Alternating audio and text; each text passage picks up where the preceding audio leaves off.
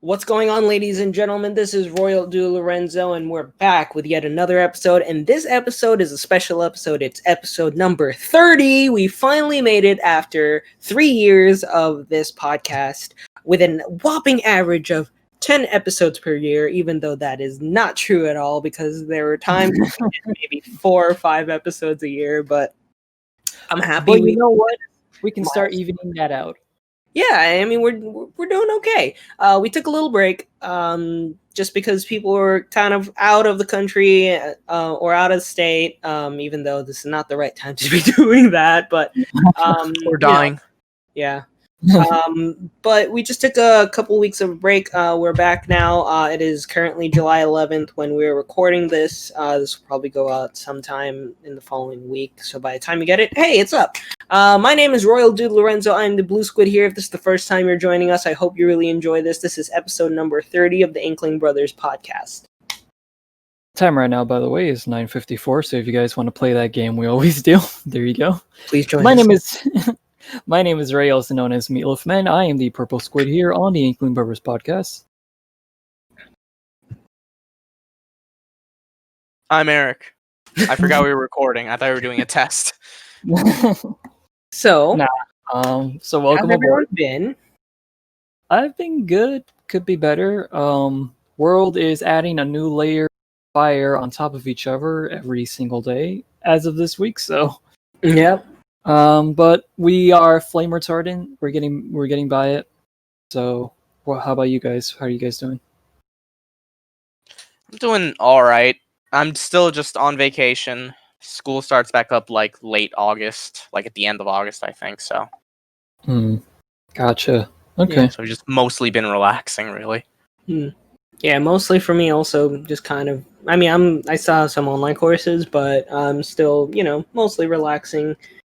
Doing work when I can and catching up on shows and stuff like that. All is well. Everything is chill. Can't really complain. My school moved the start time to September 8th.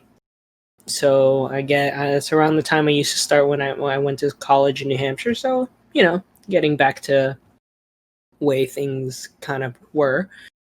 Unfortunately, that means I am going to be ending 2 weeks later. But still not too bad. Boo-hoo. Yeah, exactly. Still not too bad. But yeah, everything has been going well. What have you guys been playing recently? That many? What? Just kidding. Not much really. If anything, I like that Lawrence got it way after.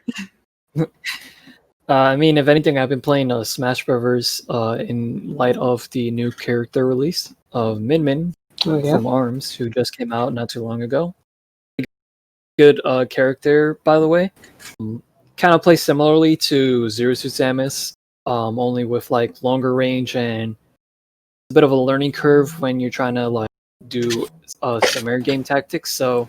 But otherwise, pretty good addition, and definitely breathed some new life into ARMS, which was much needed for the IP. And I also firmly believe that Min was the perfect pick for the ARMS rep, being that she has actual arms that can transform and stuff, and and just unique character design in general. Yeah. She was personally the one I was hoping for, so I'm satisfied. And the reveal trailer is really good too. The other one were Twin Tails, right?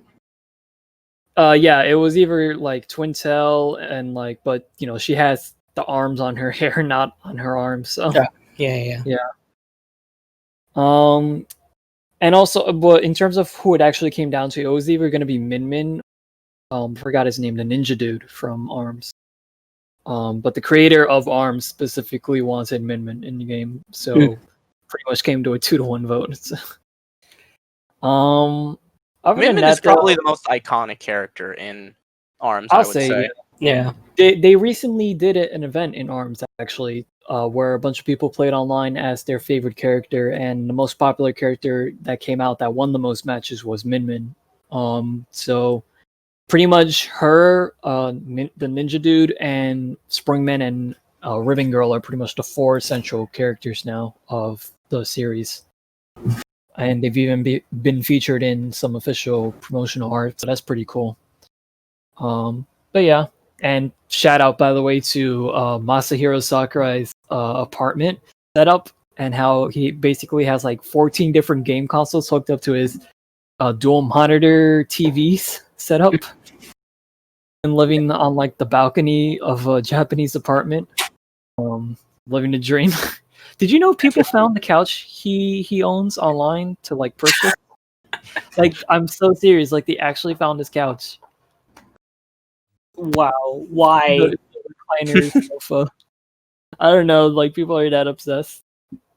Maybe they were looking for the next Smash hit, because you know how people were like, "Oh, look, there's barrels in the background. King K. Rool confirmed." You know that whole thing. My God. That was an actual thing that like people are just paying attention to the background of wherever Sakurai currently is, to like as a hint to the next character reveal. The next one is actually Couchy. Couchy? It's actually just a couch with eyes. Or It maybe looks like it's the Happy Meal box. no, not the Happy Meal box. Oh boy, you got to put the Happy Meal box on the thumbnail now. No, I'm not putting the Happy Meal box on the thumbnail. We didn't even talk about it for that long. Anyway, but I mean, yeah, I know you guys haven't gotten a chance to really play it, but what do you guys think of, like, you know, the new edition? Like, I mean, oh, that's what you were gonna say. Okay. I thought you were gonna say something else. But in regards to Min Min being added, I think it's cool, honestly. I mean, I'll be honest, I don't give a shit about ARMS, but I'm glad she's in the game. Yeah, me too. Yeah. Like, I know some people were complaining because it's just like, who the fuck cares about ARMS? And I'm like, I mean, I don't care about ARMS either, but I don't really see the point in getting mad over her getting added, especially when, at the very least, like, as much as I don't like ARMS, I do like her character design, which is enough for me to be like, yeah, go ahead. I'll put it this way. I'm way happier with her getting added than that fucking doll from Mario RPG that people go on and on about. What the hell? Gino? Yeah. Min Min over Gino. I'm totally okay with that. Yeah. Damn. Don't fuck with us Gino fans. We haven't let go of a over 2-decade-old RPG. No shade, by the way. But yeah. Yeah, I know what you mean. I personally, ever since the game came out and like people were talking about like ARMS, at first it looked cool, but it just definitely died. I think because I feel like the retail price maybe had something to do with it. Just because like I feel like there really wasn't, like with Splatoon, I feel like you can justify a $60 price tag, but with something like ARMS, I don't know if you could really justify the $60 price tag, just because it is like one of those like fighting games, and there isn't really much to it. I feel like with Smash, a lot of people have more of an incentive to play it, and so. Well, yeah, that's true, because like the thing with in comparison to ARMS, both Splatoon and Smash with their $60 price tags have like a lot of replayability. It's packed with content to keep you playing for hours and days on end. Yeah, and I feel like ARMS is one of those DLC you get tired of, you know. Yeah. Like I just feel like you play it for like a day or two, and then just like put it down for the rest of your life. ARMS. And don't get me wrong, like, you know, ARMS does have its fans, especially like when it comes to like the music department. But like, you know, still like, I wouldn't say, like Eric said, don't get mad over like, oh, ARMS, who the fuck asks for this shit? I'm just like, okay, well. I love the voice you give. Oh, who the fuck is baby? No, but actually, no. ARMS is a Nintendo franchise, though, because it has every right to be in Smash Bros. So yeah, absolutely.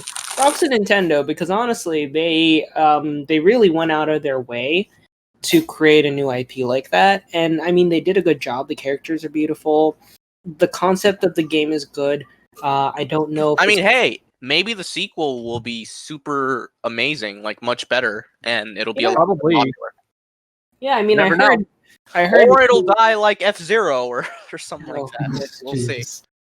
But yeah, I mean, like, I do have to give a lot of props to Nintendo just because like they didn't like succumb to the normal formula of like, let's just do a Mario game, maybe a Zelda game, maybe like Yeah, they didn't, maybe they didn't give up on it. yeah, They no, didn't give up on they the IP. out and they did it. Yeah. I think that's something in general that Nintendo's really done well with the Switch is that they didn't like back down at the sight of a challenge when it came to the Switch, and they were just like, yeah, any other companies want to give us some games? Like, we got Assassin's Creed 3 on here, like Mortal Kombat. Come on, keep them coming. And Assassin's Creed, Mortal Kombat, this is legit. those are like Throwing a the lot cyber of, in the I mean, those are a lot of games I would never have expected. I heard recently, was it you, Eric, that linked the game, the not safe for work game that showed up on eShop? What? Oh, maybe it wasn't you. What? What not safe for work game? Look it up. I don't Switch? remember the story. Yeah. Anyways, I don't remember. But yeah, no, and also like the reason I bring it up is because as you can see, obviously Nintendo definitely is just like given more opportunity for people who are, for more games to be on their system, and they're saying like now everybody plays the Switch essentially. It's not just like the same audience, and I like that they widen like their horizons a little bit. And even to the point where they have so many indie games in the eShop. Literally, like, I mean, you go through it, there's so many that are really cool and playable and that are fun. And the reason I bring up that story is because I feel like they're letting in so many games that to the point where they accidentally let a not safe for work game just kind of What is this game though? I've never heard of it. Let me see if I can find it. Like, did they really accidentally do that? So apparently that's why people were like wondering. They're just like, so really, how easy is it to get a game onto the eShop? Here we go. Nintendo removes incredibly not safe for work Switch game from sale. It was called Don't Get Caught. Wow, that name already gives me some bad vibes. It already gives me some really bad vibes. Yeah, there it is. God. Yeah, and so I mean, I don't know what the game is about. I have never seen this game in my entire life. But apparently, just hitting the upload button on YouTube. It made people. It raised a lot of questions about Nintendo's review process and like how the game. Did it really get that seal of approval? Yeah, that's the thing. People were like, "How did it get a seal of approval?" And that's what I'm trying to like bring on and talk about is that like, yeah, you know, Nintendo really widened their horizons. I feel like maybe they even did it like way too much because, like, I mean, it's supposed to be like a stealth game, and you know, I'm looking at an article right now. What the fuck is his profile picture? it warns that the game has sexual activities that are inappropriate for younger audiences, and I'm like, dude, really? You put this on? Yeah, I mean, the game looks very interesting to say the least. I think. Oh my God. Okay. What? Yeah. What? This looks like the thumbnail for a fucking like Gamer from Mars like scary, you know, lost media review video or whatever, like an alternate reality game. Look at that. Yeah. I mean, that model is so unsettling. Yeah. Imagine this is what made it onto the eShop without a problem, right? And that's what I'm trying to say. That, yeah, we got to give some props to Nintendo. They let games like Assassin's Creed 3 and all that on there, but maybe they are too loose. Don't Get Caught. Now available. Do you see the picture I just sent? Look Jesus. Wait, hang on. I'm looking. Wait. When you first load. I don't know if you want it to load. I love that. It's a Roblox. This is the game? I know, obviously, the Roblox faces a censor, but what the fuck? Yeah, I know. I kind of had a feeling just looking at the guy's face in the thumbnail of the game, but like, bro. Yeah. So yeah, that's kind of what I'm saying. But in my opinion, when it comes, like I said, I do have to give some props to Nintendo for being open to like making new IPs and doing a lot of really good stuff, especially like venturing more into the world of like providing good DLC. I would say, I mean, they've had a pretty good run with DLC. The new Pokemon DLC that they released, even though I don't really care much for Pokemon, I mean, looks like it's been pretty successful. Same with the Breath of the Wild DLC, which all have been really good. Still made me wish I could play more Breath of the Wild. And also Breath of the Wild 2 is coming out soon at some point in the next 5 years, maybe. But yeah, that's just kind of my thing. But on another note, something that we were talking about earlier yesterday, Nintendo decided that it was a good idea to dedicate some time and waste people's time by showing Bakugan. Oh, jeez. Oh, we're talking about that, huh? Bakugan brawlers. Look, I there was a tweet I saw that said like, yeah, I was there when the first Bakugan like stuff came out, and it was like, yeah, it was the talk of the playground and whatnot, and it was just like, very weird, and I mean, but also like really fun. But the thing about like Bakugan compared to like Yu-Gi-Oh is that you can't really. I feel like collecting Bakugan is so much more expensive than like just buying a. Well, I mean, yeah, it's literal toys. Yeah, it's like $10 for like a single Bakugan. Like compared I to, never really got into Bakugan. I'm just gonna say it right now. I watched like a tiny bit of the original, and that's it.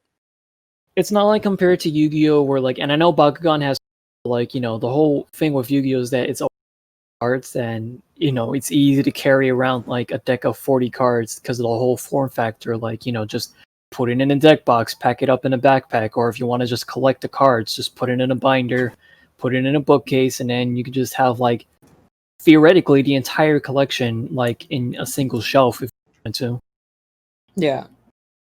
But, Nintendo was like, an announcement from WayForward, and then everybody in the comments were like, Bayonetta 3 for Smash? Yeah, like, everyone was assuming all of these completely unrealistic things. Like, I am so serious, I might even have the screenshot. Someone said, yo, show Breath of the Wild 2 real quick. Yeah, I'm like, what? Real quick, like, yeah, put on Ask the Nintendo Treehouse guys, if they have a copy of it somehow, to put it on for like 5 minutes, like, alright, you guys can take it off. Like, that's what I'm assuming they're saying by real quick. A lot of tweets were saying like, oh yeah, the number of viewers went from 140,000 all the way down to 12,000 as soon as people saw that it was Bakugan, which is kind of funny. And Eric was saying yesterday that like the game actually doesn't really look all that good. At least I don't think so. You don't have to agree with me, but I thought it looked like shit. Yeah, no. It doesn't look that people were bad like, compared to other games, but I mean, yeah, like Pokemon, yeah. Like, people were saying, like, it's trying to be Pokemon Sword Shield plus Xenoblade plus, like, Evangelion. Alright, let's not get... Damn. Jesus, Plus Xenoblade Mario Pokemon, okay. Look, I'll say this. I would not have been shocked if it was a game I found in a bargain bin at Walmart. That's what I'll say in regards to how that game looked. And in regards to the announcement, I mean, look, I get it. Bakugan is still somewhat of a thing, especially because there was like a reboot anime, and I'm sure some kids are into it. So I don't doubt that there's like, I'm not saying there shouldn't be a video game for Bakugan, because like, yeah, when a new anime comes out, they're probably gonna capitalize on it and make stuff like video games. I get that. What I don't get is why Nintendo like hyped up the announcement a day or two before the stream, where they're like, WayForward is set to announce a new title in the live stream, and some people were thinking, holy shit, this must be huge. And then they had to clarify because people were thinking, yo, what if it's a Nintendo franchise? What if it's like Wario Land or something? Oh my They have God. to clarify later on. It's like, oh, it's third party, and that tempered some expectations. But there was Yeah, it still was like some a franchise that has not had a game since like the 2010s or something like that. Yeah, but there was still some like, some intrigue Yeah. there. And then it's Bakugan. And it's like, wow, that's what that led See, to. Like, you really had to put that much attention to a Bakugan game? I completely understand. Like, like it's fucking out of nowhere. Like, why would they announce this?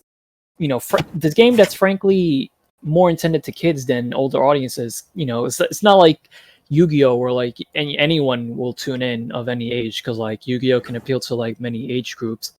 But Bakugan, like, maybe it does, but I haven't really seen an older adult group playing the game compared to like Yu-Gi-Oh and Pokemon. So I don't know why, like, again, Wait For It's a great company, and I'm pretty sure Bakugan's like a great IP, but I don't think they needed to have a Nintendo Direct for this kind of thing. At the same time, it's like two things. Like, I told this to Eric and Lawrence. I found it funny how people like were putting their expectations high, and I'm just the only one who remembers. You guys know Way Forward's known for their licensed titles too, right? And then there's also the fact of like, Way Forward is like, hey, we just had Shantae, all right? We just had a new. I was about to say, I'm like, isn't this the same company that did Shantae? We just had a bunch of new original titles from Way Forward that weren't licensed games. So, like, I'm pretty sure this has to be licensed. Even I was thinking during the Paper Mario stuff, was like, watch it be like a licensed game or something like fucking SpongeBob Lights Camera Pants Rehydrated or some shit. Which is something that they made. No, stop. Yeah, but I mean, it could have really just been anything. But I do get, like, people being disappointed by it and that, yeah, they really shouldn't have held a direct something like this. Like, if anything, they could have announced this in a direct rather than a Treehouse sort of live stream. Because then you're not telling people what it is, and then, you see that view count go down. And did you guys see how they tried to upload the Pokemon Unite trailer again after the Bakugan? Yeah, after so much backlash, I saw that shit. They tried a third time to re-upload it. They tried to re-upload it and make it so that there weren't so many dislikes. My friend fucking noticed it. It was like, bro, that's enough. Yeah. You lose. Wow, Way Forward has a huge like resume. Wow. Yeah, I mean, they make a lot of licensed stuff. Like, hell, they made a Batman Brave and the Bold game way back and all that shit. So it's not like unprecedented for them to do a game like this. It's just, don't put so much fucking, like, don't hype it up the way you did. There's a game they made called Microshaft Wind Blows 98. They made a lot. Like, they made a fucking American Dragon Jake Long game. Oh my god. So yeah. Oh my god. This is ridiculous. A Boy and His Blob. That was actually a good game. But it was shovelware. Is that an NES game? No, it was Wii, PlayStation 3, PS4, Vita, Xbox One. It came out. Yeah, I mean, you would think a company like WayForward, even though they have a lot of third-party titles like Goosebumps or whatever, right? You would think like, they did Goosebumps. They did a Goosebumps game, yeah, like 4 years ago. But they were like when you see that tweet and they're like, we have announcement from WayForward, and it's like, oh shit, Shantae for Smash or some shit like that, I don't think WayForward would announce it, especially just days after Min Min came out. Yeah, but here's the thing. Yeah, they're not gonna announce a new Smash character. Nintendo also like they should know their fandom by now. Not saying that it's Nintendo's fault for that. I'm just saying that like they really should know their fandom, like what their expectations are. And their fans are always like, yo, when is Breath of the Wild 3 coming out, everyone? And it's just like, calm down. Number 2 hasn't even came out yet. Who are you following where you see people saying Breath of the Wild 3? Look at it was in the Twitch chat. Like, yeah, Twitch chat is obviously the worst thing ever, but I'm just like, I'm seeing like a lot of like, I saw a lot of like really bad like, oh, I'm pretty sure they're all trolling. But I mean, that's just kind of the level of like people who are watching like the streams and stuff like that. They're just like, they're expecting the world and the 7 planets with it, and so when they're like, yeah, here, tune into Nintendo Treehouse to see what we're going to be showcasing, and then it's Bakugan, and honestly, Bakugan brawlers. I would not be I surprised. really love the heavy metal cut-in, like just immediately in the trailer. Just heavy metal out of nowhere. Yeah, like I can imagine when that came on, how many people tuned out. I was like, "What the fuck is this?" Well, yeah, according to Lawrence, anyway, so many people tuned out of the live stream after that. Like, I didn't even have to look at the view count. Like, I just imagined it in my head, like how many people probably tuned out. It's ridiculous. I mean, hell, I'll be honest. I never would have fucking thought that it keeps coming. Nintendo would show off Bakugan. They must really have they must really be bored, to be honest. But yeah, I mean, I'm not gonna play it. I'm definitely not gonna play it, but good for you, WayForward. That's all I can really say about that. Good for you. On games that I've been, or things that I've been doing, I picked up Yu-Gi-Oh! Legacy of the Duelist this week at a steal of a price for $19 from Best Buy, which is good because the MSRP is $39, $35 if you can get it on a good Amazon seller. But I managed to get it at Best Buy for $19, and I got the 3 cards. Unfortunately, not what I was expecting in terms of the cards, but then again, like, I'm not, it's okay. It's totally fine. I kept the card. I keep the cards anyways. The last Yu-Gi-Oh! Game I bought was Nightmare Troubadour. That was a long time ago, dude. Like, yeah, that's how you know. Yes. Yeah, and the three cards that came in it were really good too. It was Magician Circle, Silent Magician level 3, and Silent Magician level 8. And I love the Silent Magicians. They were my favorite, some of my favorite cards ever. Same. Like, they are, much more powerful than Dark Magicians, and I mean individually. And to the fact where even like Yugi uses Silent Magician in the last duel. Like, I mean, iconic, really iconic cards. And it's really good. It's really cool, and I love that.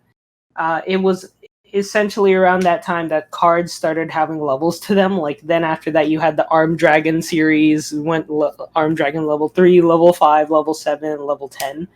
And it was, I mean, I remember the Armed Dragon when I saw that. I was like, whoa, that's dope. And then there was also like the Silent Swordsman series. Yeah, the Silent Swordsman, level 3 and 7, right? Yeah, level 3, 5, 7. And Black Forests. Did Yuki run a Silent Swordsman in his deck, or is that somebody else? I want to say yes. I don't know though. I feel like he ran it in the final duel or something like that. Right. Because I know Silent Magician was there because that was his counter to Dark Magician because the 10 was running it. Right. Yeah, I'll look this up actually. Hang on. Yeah. Yeah. So I picked it up. At the moment, since I'm currently bogged down with assignments and school, for now I'll probably try and pick it up soon. Something that we talked about a couple weeks ago, but all of us have pretty much put down Animal Crossing, just because it's not really as like, it's not as fulfilling anymore, and it's boring. It feels like it, and as Eric points out, it's like it feels like a part-time job, caring for your island every day and trying to get trying to get all the stuff and making sure that everybody's happy. And it's like, yeah, this was great for for a short amount of time, but I think I'm good. More power to you if you're able to stay and keep playing. I mean, you're doing a great job. But I personally can't. And I don't really feel bad. I mean, like, it's been over a month since I've touched the game, and I feel okay. I don't feel sad. And you know, I'm gonna be moving on to better games. So hopefully, so I'm still playing Persona. Probably gonna jump back into Crash sometime soon. I just got my 3DS back. For those of you that have been following that series of me wondering when I'm gonna get my 3DS back, I got it back. But there's some issues with it because they had to clear the data on it. So now I have to like get all my games back, and there's a little problem with my Nintendo Network ID. So waiting right now to see what Nintendo is going to say. Another, you know, we were shitting on Nintendo the other day, and then they had that thing yesterday with Bakugan, and then I mean, it's funny because it's like, yeah, I mean, I shit on Nintendo that. Yeah, they do good things, but also they do a lot of bad things. Like, I mean, why is the Nintendo 3DS architecture? I know it's an old system pretty much now, but like, why is it so hard to just unlink a Nintendo Network ID? It is like, it should be really easy. It's really easy to do that on Sony, PS4, PS3. Even I think you like control it on your computer on the Vita. Like, you can just log into your Sony account on the any computer and just log out of your network ID from any computer on any system like Vita, PS4, wherever you're logged in. And it's just like, and even like the same thing you could do for Xbox. I'm just like, Nintendo, like, why? Why do you have to just like be so stuck in the dinosaur age? It's not that hard. Just like, let me be able to log out so that I can log back in, because now I'm waiting, and if they can't fix it, then I just lost so many of my games and all the backup software. From what I do understand, though, the good news is that the games, the save data isn't actually on the SD cards. It's on the cartridges. Yeah, it's on the cartridges, which is good for me because then I can, if I don't get a chance to get my games back, which is going to suck if I can't, I can just finish off the games that I really wanted to finish, like Zero Time Dilemma and you know, any of the other games on there that I want to finish. But I'm just gonna be really disappointed because I'm gonna feel like really discouraged from touching my touching my 3DS ever again. Which, you know, but it's fine. I hope it's good. And honestly, if I'm able to get all my data back and everything, I might, like, just to be safe, I might like go for like a Nintendo another 3DS. They have a Corrin 3DS that came out only, I think, in like the UK or something like that. And I might get that just so that I have another one and I can just kind of use it like a backup. will it play North American 3DS games? Yeah, I think it's region locked. I was looking at this up to make sure. Huh? You mean it's not region locked? Yeah. It's region locked. No, I don't think it's region locked. So Gotcha. I might get a second one just to have it so that I can, because I'm just not really trusting. After it broke down once, it might break down again. And I don't want to have to go through this process again. So I'm just gonna do what I can in terms of that. But rant aside, I'm glad to have it back in my hands. It's good to see it after so long. Disappointed that the data couldn't really stay on there, but at the same time, at least the DS isn't completely dead, and I have something that I can still use. But yeah, support your local game businesses, people. What were you saying, Ray? You looked up Silent Swordsman? Yeah, and I looked up Silent Swordsman here, and also in Yu-Gi-Oh! R. Wait, so say that again? Yugi does use the Silent Swordsman archetype in the Millennium World arc as well as Yu-Gi-Oh! Okay. All right, So great. Yeah, and I mean, there's a lot of things I wish Nintendo would do better, especially with like the bringing back the virtual console instead of this whole Netflix style subscription game service that they're slowly adding good games to that we actually want to play. And you know, They just also added to, Donkey Kong Country, right? yeah, It's funny also, that people are more excited for that than anything that was shown Yeah. off in that recent live stream. And the other thing too is, you know, I too would also like them to be more like Steam, where because you know, and I always say this, even if my PC can't play a certain game that's on Steam, that's on sale, I'll still buy it anyway because at least the game's going to be tied to my account. So when the time comes that I actually do buy a capable gaming PC, at least I'll be able to pull the game up from there and not have to worry about repurchasing it or anything like that. That's my whole thing with it. So I wish Nintendo would do the same with like, you know, because you know, Nintendo Network ID is a thing. So let people just purchase a game, have it tied to that thing. So Right. Nintendo is a weird company in that they're easily number one in the market in so many ways. Like they easily have the most interesting and all around best first party games, and they tend to be the ones that try to think outside the box. Sometimes it doesn't always work. Case in point, you know, the Virtual Boy or the Wii U, but they do try to be innovative every now and again. A lot more than any other game company, I feel. Well, I mean, I guess maybe Sega is probably the second best at that, but they're not around anymore in terms of the console market. I mean, to be specific. But yeah, like they're number one in so many ways, but at the same time, they're like fucking cavemen in so many other ways. Where it's like the whole thing with online functionality. I mean, it's mind-boggling that even now, even in 2020, they still don't have it 100% right. I'm like, I'll give them props. The fact that so many majority of games support cloud saving, that's very handy. You know, so like in case your physical save file gets corrupted or whatever, you could always just download the most recent version off the cloud. That's great. But Right. like online functionality, still really messy. The fact that they got rid of Virtual Console for this half-assed NES and SNES emulator, and I say half-assed not in the sense that the emulation is bad, because it's not. It's if I could give it any praise, it is good. It is a good emulator.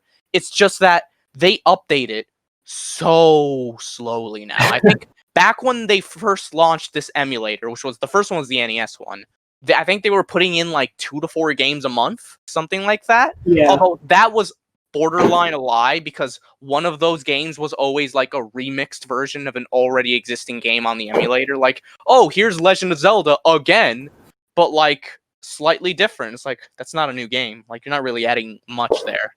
I know 0 people who've ever touched those. I'll just say that now. Right. But nowadays they update it so sparingly. We go months without hearing about the latest games added to those emulators. Like, Yeah, what is up I with think that? this is literally the first time they've uploaded the SNES emulator in a while. In such a long time. At least I know I was like, oh, right, the SNES emulator. I forgot that was a thing now. Yeah, seriously. I'm just like, wait. Oh, right, this exists. It's so weird. And the whole thing with Lawrence's grievances right now. It's like, bro, just tie things to the account and then you're good. Like, how do you not understand this? Fucking the PSP never had this issue, and that was a console from the mid 2000s. So this is just frankly like, Yeah. Dude, this looks so bad on you. I spent an hour on the phone with this guy, and all he was telling me the entire time was, "Oh, this is weird." Yeah, and I'm like, how is this weird? Like, How is this weird? What are you not?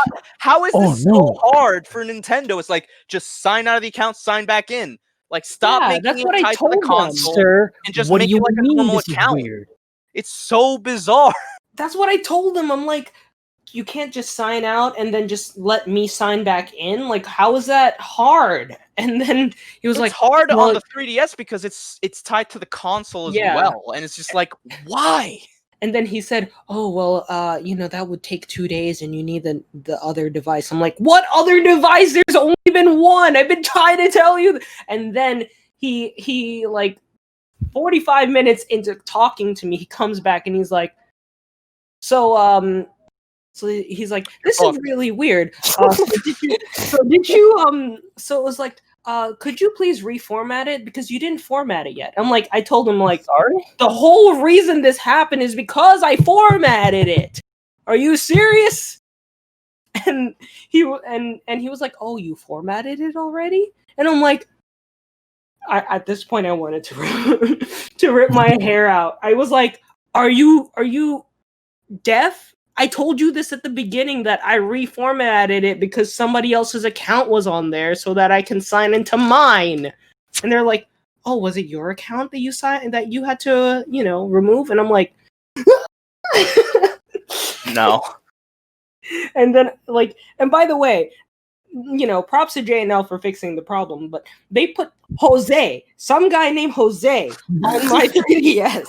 I want to meet this Jose. I opened it up and it said Jose, and I'm like, what the fuck? Who's Jose? And I'm like, Lawrence, I never knew you had a brother named Jose. Yeah. And I'm like, hold on, when did I purchase Pokemon Omega Ruby on my account? I don't remember having the digital version of this. Yo, take their Pokemon. And then I was looking at the Nintendo Network ID and it said J Classic 85. And I'm like, okay. And then I looked at the name and said Jose. And I'm like, bruh, who's Jose? Why are you here? Unless that's what the J in JNL stands for. And so I reformatted it, and then I had all the issues where every time I tried to put my ID in, it kept telling me, yeah, your ID is already linked to another system. And I'm like, this is the system right here. And that's why when I was speaking to the guy, and the thing is, I looked up this problem extensively. By the way, it's really hard to get a hold of somebody on their customer service. I know with recent, with everything going on that there are less people in call centers and stuff like that.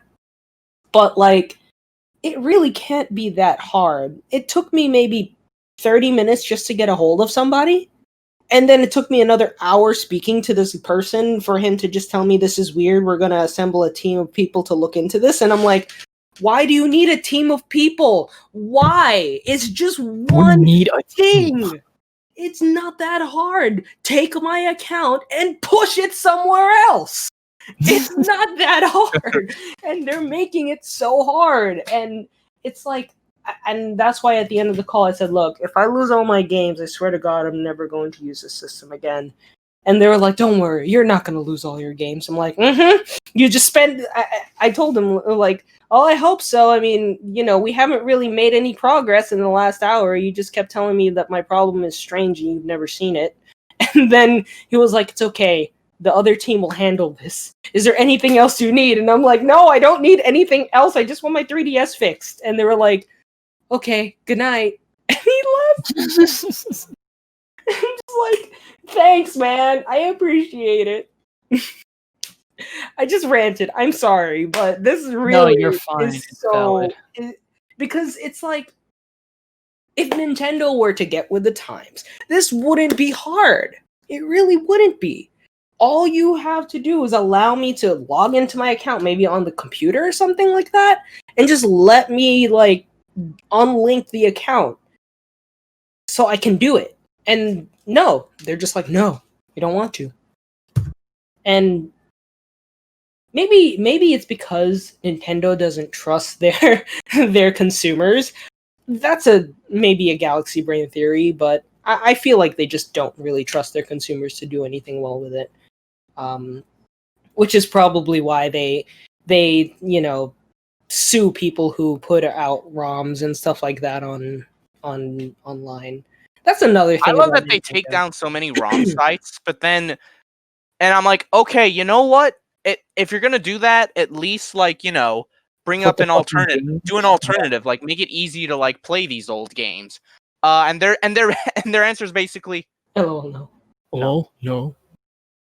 I just imagine an executive board meeting, and then they're like, all right, look, we're gonna remove these ROM sites, but how about after this, we bring out emulators for all our different systems onto our Switch. We have a GameCube emulator, and we put old GameCube games people want on there and stuff like that. It will just it'll just be the virtual console. And then I'm just imagining the head of the executives just silently in his chair, and then he goes, "No." That's the end of the meeting. It's like, oh well, No, we tried. We tried. too bad. That's the other thing too. Is like, first of all, when you do that, you also get rid of all the other games that can never probably be re-released digitally. Because like, there's like licensed titles and unofficial. Yeah, there are some Nintendo titles that are just flat out gone forever, probably. Yeah, And they only exist via ROMs. and the other thing too is that freaking.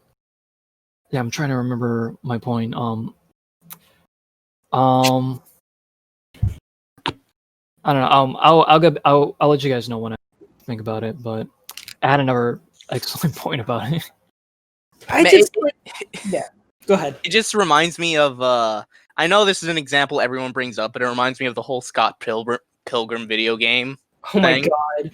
Oh, where it's I like remember that now, game but is really good, but it's unplayable right now unless you have like a 360 or PS3 that downloaded it all those years ago, and that makes me sad because it actually looks like a really good game, and I would love to play it, but I don't have it.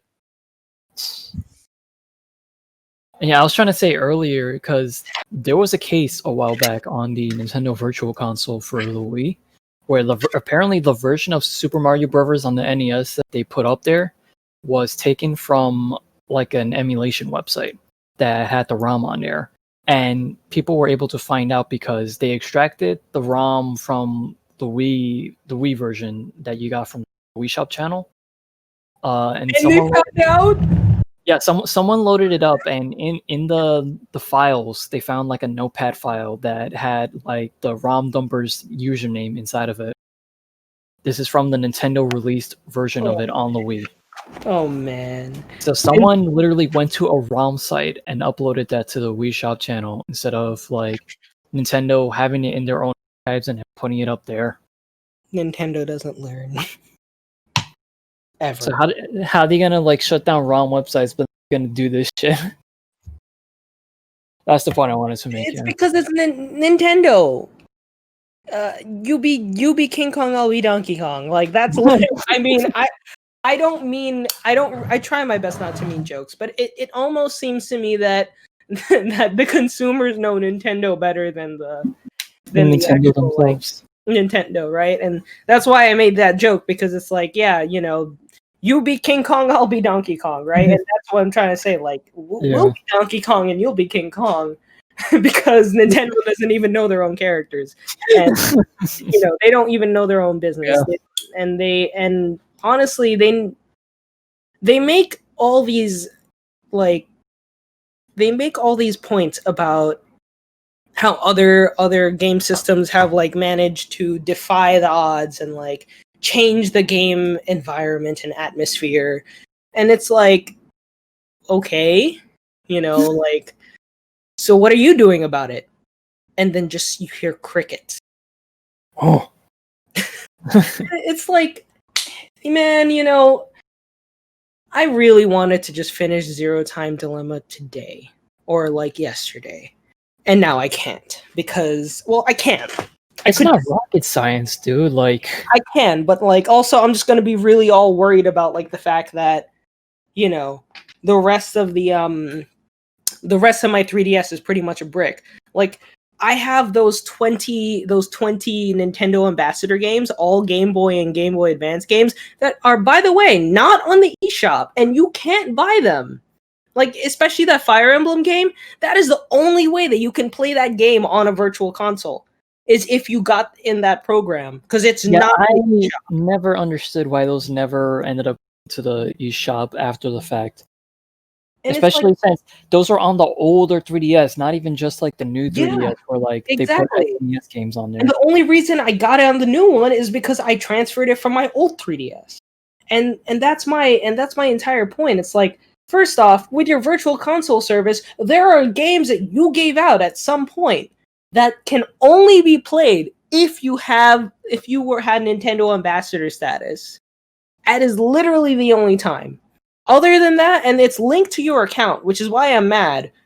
Like, honestly, that is the reason, a big reason why I'm mad too, because I did a whole operation when I was in middle school or something, whenever that came out, to get that system before when the price dropped, and so I can get the Nintendo Ambassador status, so that I can get the free 20 games. And I was happy with the games because it was like Mario versus Donkey Kong. Like, I mean, they were all really good. They had Metroid Fusion, which I really liked. Also, like, it was one of my favorite games growing up. To have on there, yeah.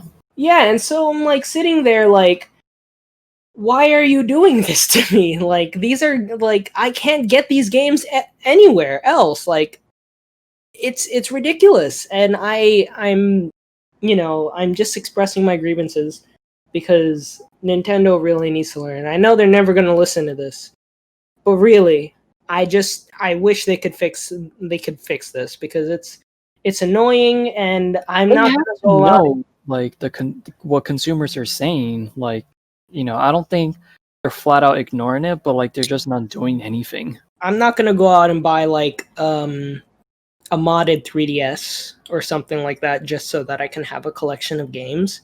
At this point, you may as well just get a Raspberry Pi Game Boy Advance or something and just have the games on there. Yeah, honestly, like, that's what it's coming down to. Do that. Yeah, because like this is just, I'm mad, and I can't believe that I have to go through all this when I'm just like, I just want to support this company, and a lot of the times this company gives me bad reason to support them. They're just like, well, we're Nintendo, that's why you need to support us. And I swear to God, when I was on the phone with this person, the same exact Pokemon music kept playing when he put me on hold. He would put me on hold every 30 seconds.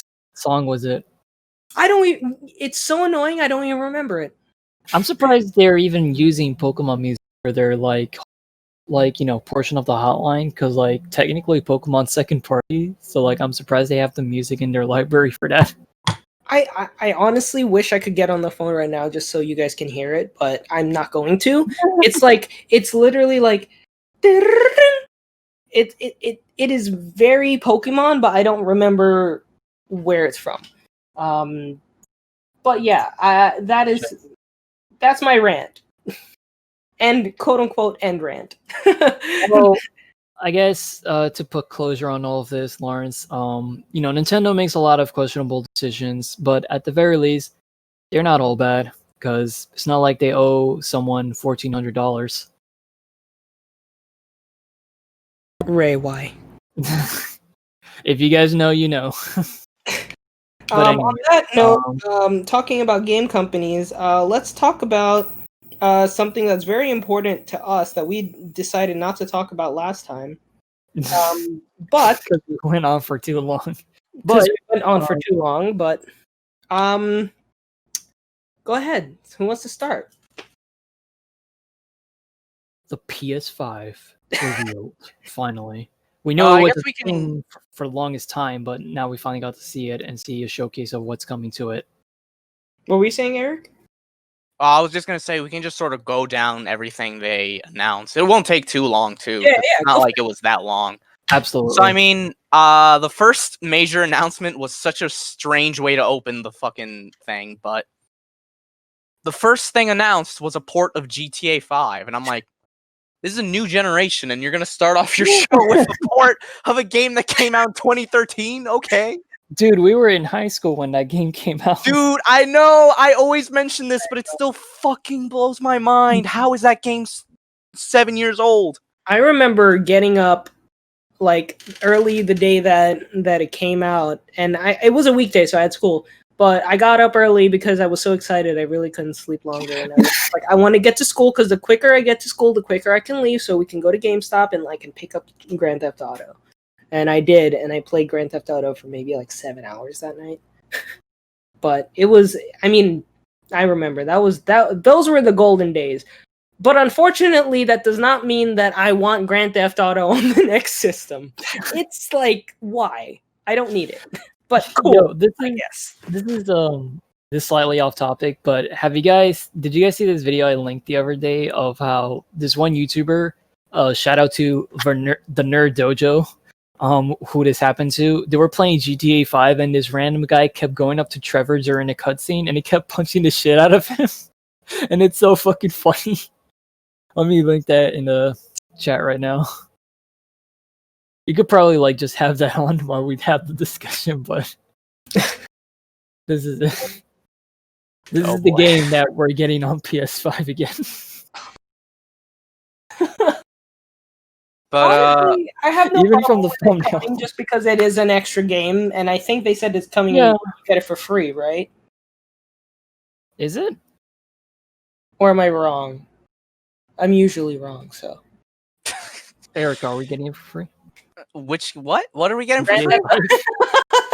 Grand Theft Auto 5. That's not for free. What? Okay.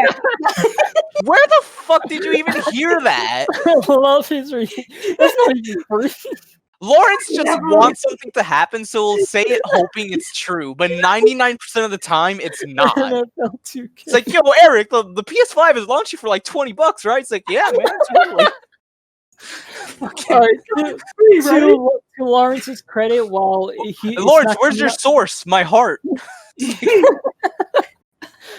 To Lawrence's credit, while it's not going to be $20, we do know that the PS5 is going to apparently be cheap when it comes out.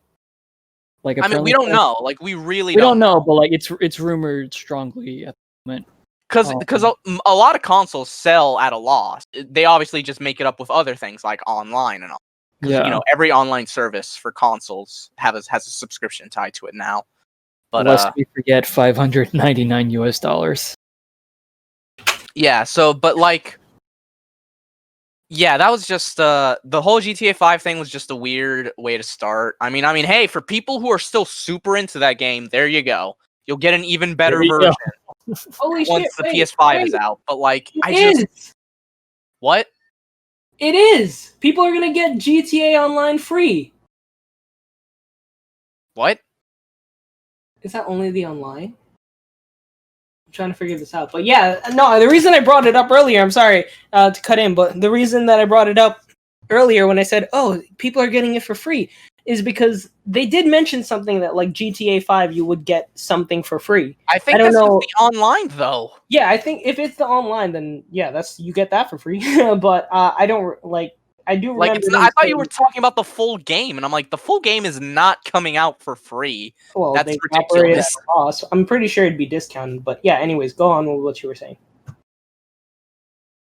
God, okay, but yeah. So that was the first big thing. The next big thing was they showed off a new Spider-Man title. It's not a full sequel. It's more of like an expandalone game, similar to say Infamous Second Son or Uncharted Lost Legacy, and it's a Miles Morales Spider-Man game, and it is taking place after the first game, and I think it's gonna release like basically alongside the PS5.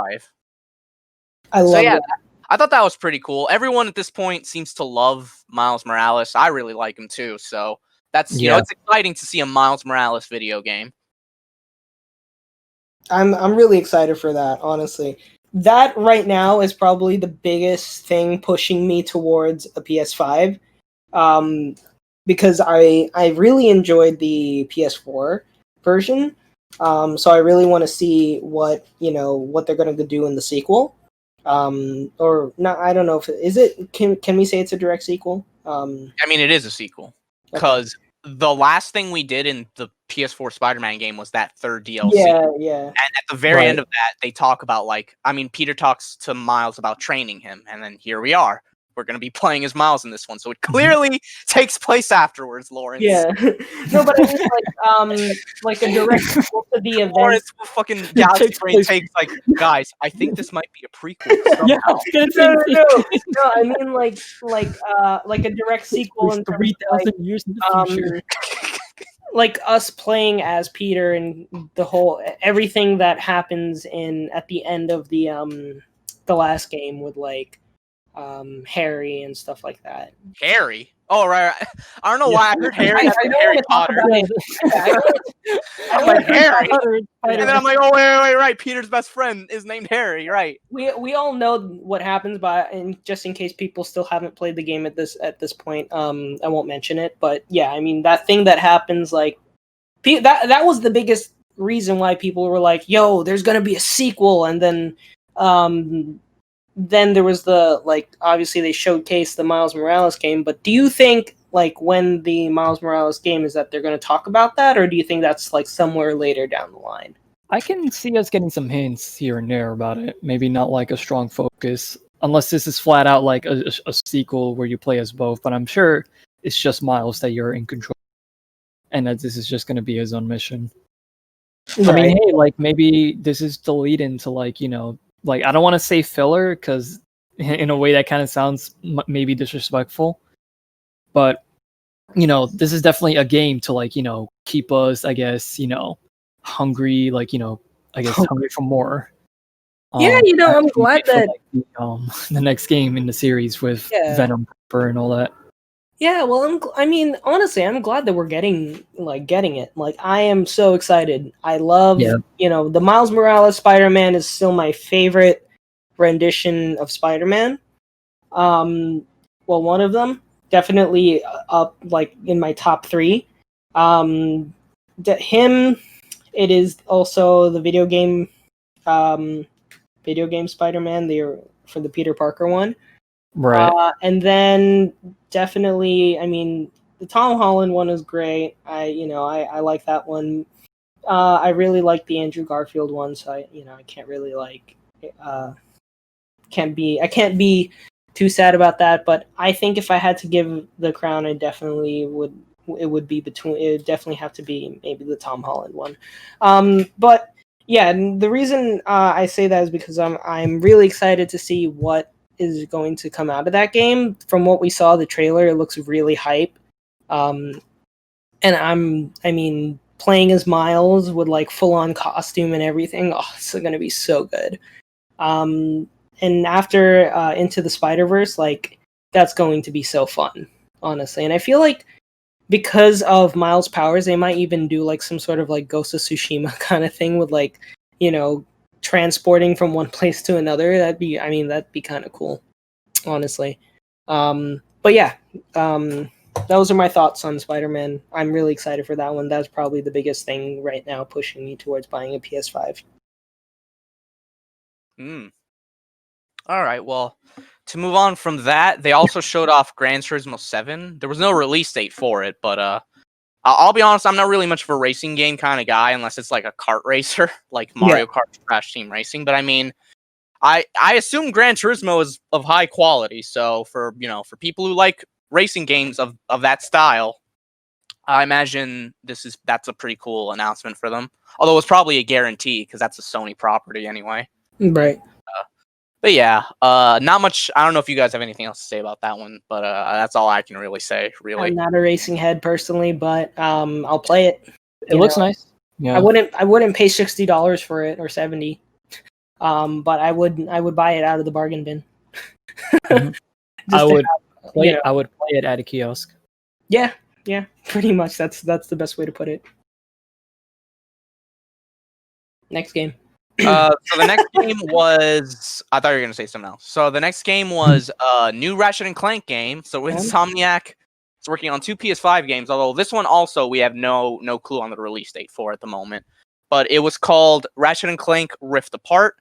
And some things to note with that one. I mean, one, visually looks great. Gameplay looks like Ratchet & Clank, so it'll be really fun, probably. I hope it runs at 60 frames per second, unlike the PS4 game. That was like one thing I was kind of disappointed on. It wasn't a deal breaker or anything, but like when all the other, I'm pretty sure nearly all the other Ratchet & Clank games ran at 60. So to see the PS4 one not was kind of a letdown, but you know, it wasn't a deal breaker. I would hope if it's like a big deal PS5 kind of game that it was 60, especially with all those effects that they're doing.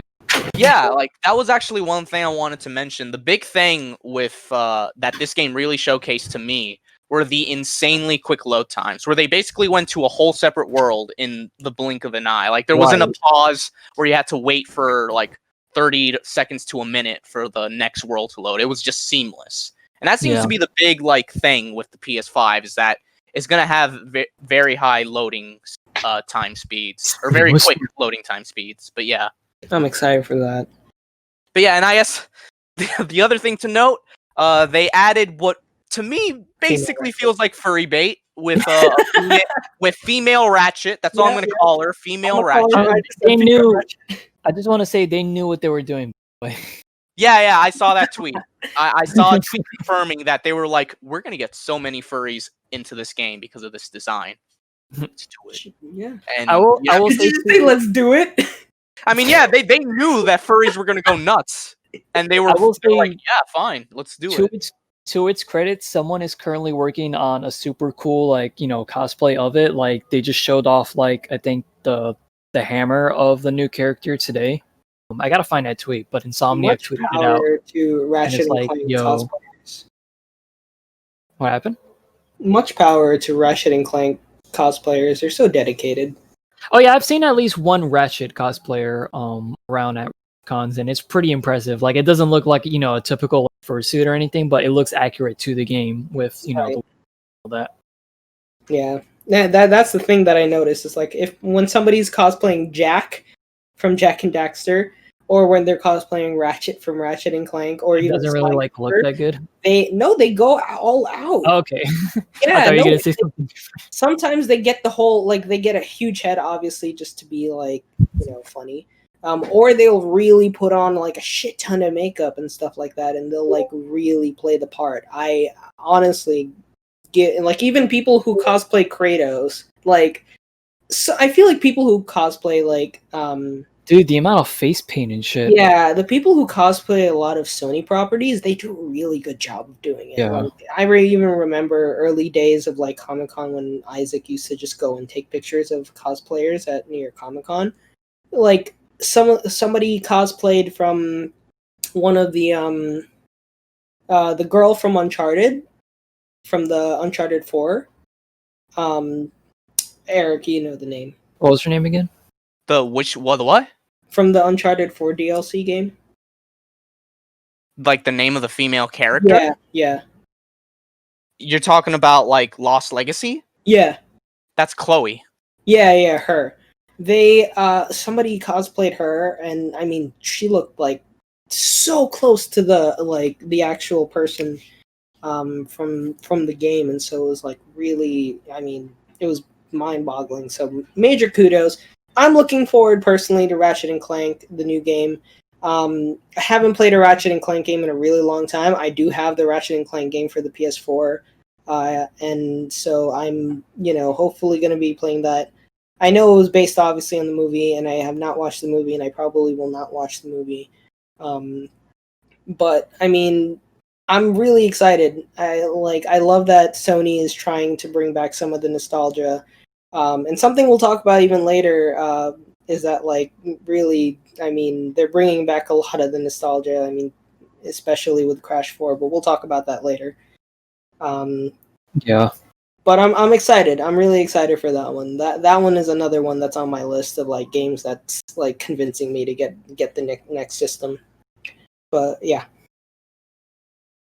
But yeah, to move on from that, Square Enix showed off a title in development called Project Aphia. There's really not much I can comment on it. I mean, it looks pretty, but that's about it. That's all I can really say. That's all. So I don't know. I just think it's all right, just move on. Honestly. Yeah, that's all I can say. I can't really say much about it. So this one. So I don't know if you guys remember that game called Stray, where you basically play as a cat in a cyber city. Mm-hmm. That looks kind of interesting. I mean, we have no clue what the hell it's even about, but just the idea of playing as a cat, I mean, that's kind of new. I mean, I'm sure there's some games where you've played cats before, but it's not a common thing. So it's it stuck out for that alone. And the aesthetic looked kind of cool, Cyber City and all that. So, yeah, I mean, that's something to consider for PS5 Stray. So this next one is called Returnal, and I'm not gonna lie, I thought it was a fucking video game based off that movie that came out, I think, last year, Arrival, because it looked so much like that. I don't know if you guys know what game I'm talking about. Returnal. Yeah. It's that female astronaut looking game that they showed off. I don't blame you. I was like, is this a movie adaptation? What's going on? And then the title comes up, and it's oh, okay, this is an actual new IP and all that. But at the moment, we don't know too much about it. It looks like sort of a roguelike game, but also a third-person shooter. But that's all I can really sparse from it. Again, sort of like Project Athia. At the very least, it looks pretty, so there's that. And concept-wise, I mean, you know, I'll keep an eye on it. But at the moment, we don't know too much about it. But yeah, and to go from there, they showed off a new Little Big Planet game called Sackboy: A Big Adventure, and it seems to be a 3D platformer very, very similar to Super Mario 3D World. I don't know if you guys noticed that too. I noticed, yeah. Yeah, I've never played Little Big Planet, but I honestly think that game looked really good, personally. Yeah, I actually looks pretty fun. Sackboy, I really am actually kind of excited for that one, and the reason is just because like I never got to play any of the Little Big Planet games because they were all on PS3, and at the time, and I think there were some on PS2. I'm not sure, were there? I don't remember. But I remember it being really big on PS3, but I never got a chance to play it. So actually, I'm really excited for this one. I know that there's a Sackboy game on PS4. I think I played it. Like that's probably the only I think it's also like a mini game kind of game. But yeah, no, I'm really excited for that one. Surprisingly, it just looks really cool. Yeah, that's my thing. Oh yeah, but yeah, I think Sackboy looks cool. I'll probably get that game whenever I get a PS5. But after that, they showed off. This was something that honestly caught me by surprise. There's a new Oddworld game coming out. Again, no release date on this one, but it's apparently supposed to play similar to the original. And this one's called Oddworld Soulstorm. Right. I've never played an Oddworld game, so I can't talk much about it, but I've heard of the games, and I will admit it always looked kind of interesting. It's very, like, out there design in terms of the characters and the world. Like, when you see, like, the Oddworld creatures, you're like, yep, that's from Oddworld. That's from that PlayStation franchise from way back when. So, I haven't played it. I wouldn't mind trying out the series to see if it's for me, but I'm sure for Oddworld fans, that was pretty big news. Yeah. I've actually, I've never played a single Oddworld game before, but it looks cool. That's probably the biggest comment it can get out of me, because I don't want to like do the series not on injustice, but I am, I mean, it looks cool. That's the best I can do. Yeah. So right after that, right after that was a showcase of Ghostwire Tokyo. I don't know if you remember that game that was announced like last year, I think. Ghostwire Tokyo. That game I thought looked really, really cool. It was from the game. I don't know if you guys remember that really cool Japanese woman that presented that very Japanese game. Her. Yeah. It's this game, yeah, Ghostwire. Okay. At least I'm pretty sure it's the same game, but it's spooky. yeah. But I thought it looked really cool, and I know the big thing a lot of people kept talking about it with was there's like, is that Slender Man at the end? It looks very odd, but that's why I'm really interested in it. Like it looks cool. And it's supposed to come out in 2021, I think, from what I remember. But yeah, I think that was a really cool little gameplay reveal showcase. Yeah. So the PS5 is coming out this year? Yeah. Holiday, I think. Okay. Wow. So right after that, we got the first gameplay trailer for Godfall. I'm not gonna lie, I honestly don't know much about this game, but I know that it is on some people's radar, so I thought I would at the very least mention it. I don't know if you guys know much about Godfall, but all right. It looked kind of cool. Like I hope the game turns out well, because I know some people are kind of interested in it. Yeah, it's the one where you like, it's like the fighting game, right? I don't think it's a fighting game. Really? I don't think so. Oh. I think I remember which game you're talking about, and if it is that one, then yes, it looks cool. It really does. And I might check it out, honestly. If I get the system, I might check it out. I think it's that one, but I'm not really sure. Let's see. So right after that, we got an announcement of Hitman 3, which that's pretty cool. I haven't played the Hitman series myself, but I know that they're very high quality stealth games, and I'm pretty sure I own a fair amount of the games on Steam, so I would love to try this series out at some point because Hitman 3 looked really cool. I know a lot of people were really excited when that got shown off. Yeah. So, and it's supposed to come out January 2021, so very close to the launch of the PS5. So it's like a launch window game, basically. Good. That's good. All right, now this was one of my favorite things showcase. We finally got the reveal of Resident Evil 8, which was indeed titled Village, like all the rumors were saying. Case and to the point, this is probably going to be the game that makes me bite and buy a PS5 sooner rather than later, assuming the PS5 is at a reasonable price and my funds are okay if I spend the money on it. But I'm a big Resident Evil fan. I'm pretty sure I've mentioned that before. I love the series. I've played the vast majority of the games, at least the important ones. What? I said. All right. I bought you 4 and 6. Yeah, and actually, I've been watching some gameplay of 4, so I'm actually really excited to actually. Yeah, 4 is still one of easily top 5 games of all time, even to this day. Like the game design and the third-person shooting mechanics in that game still hold up so well, even though it's been over a decade. It goes to show how well that game still holds up when it's been ported to every fucking system known to man at this rate. Like I'm honestly kind of shocked it never got ported to Vita and 3DS. Yeah. At this point, but I mean the Vita, those ports will never happen at this point, obviously. But yeah, like those are the only 2 systems that really didn't end up getting it. But yeah, 4, one of my favorite games of all time. I love classic Resident Evil as well. You know, the original, specifically the remake version of the original.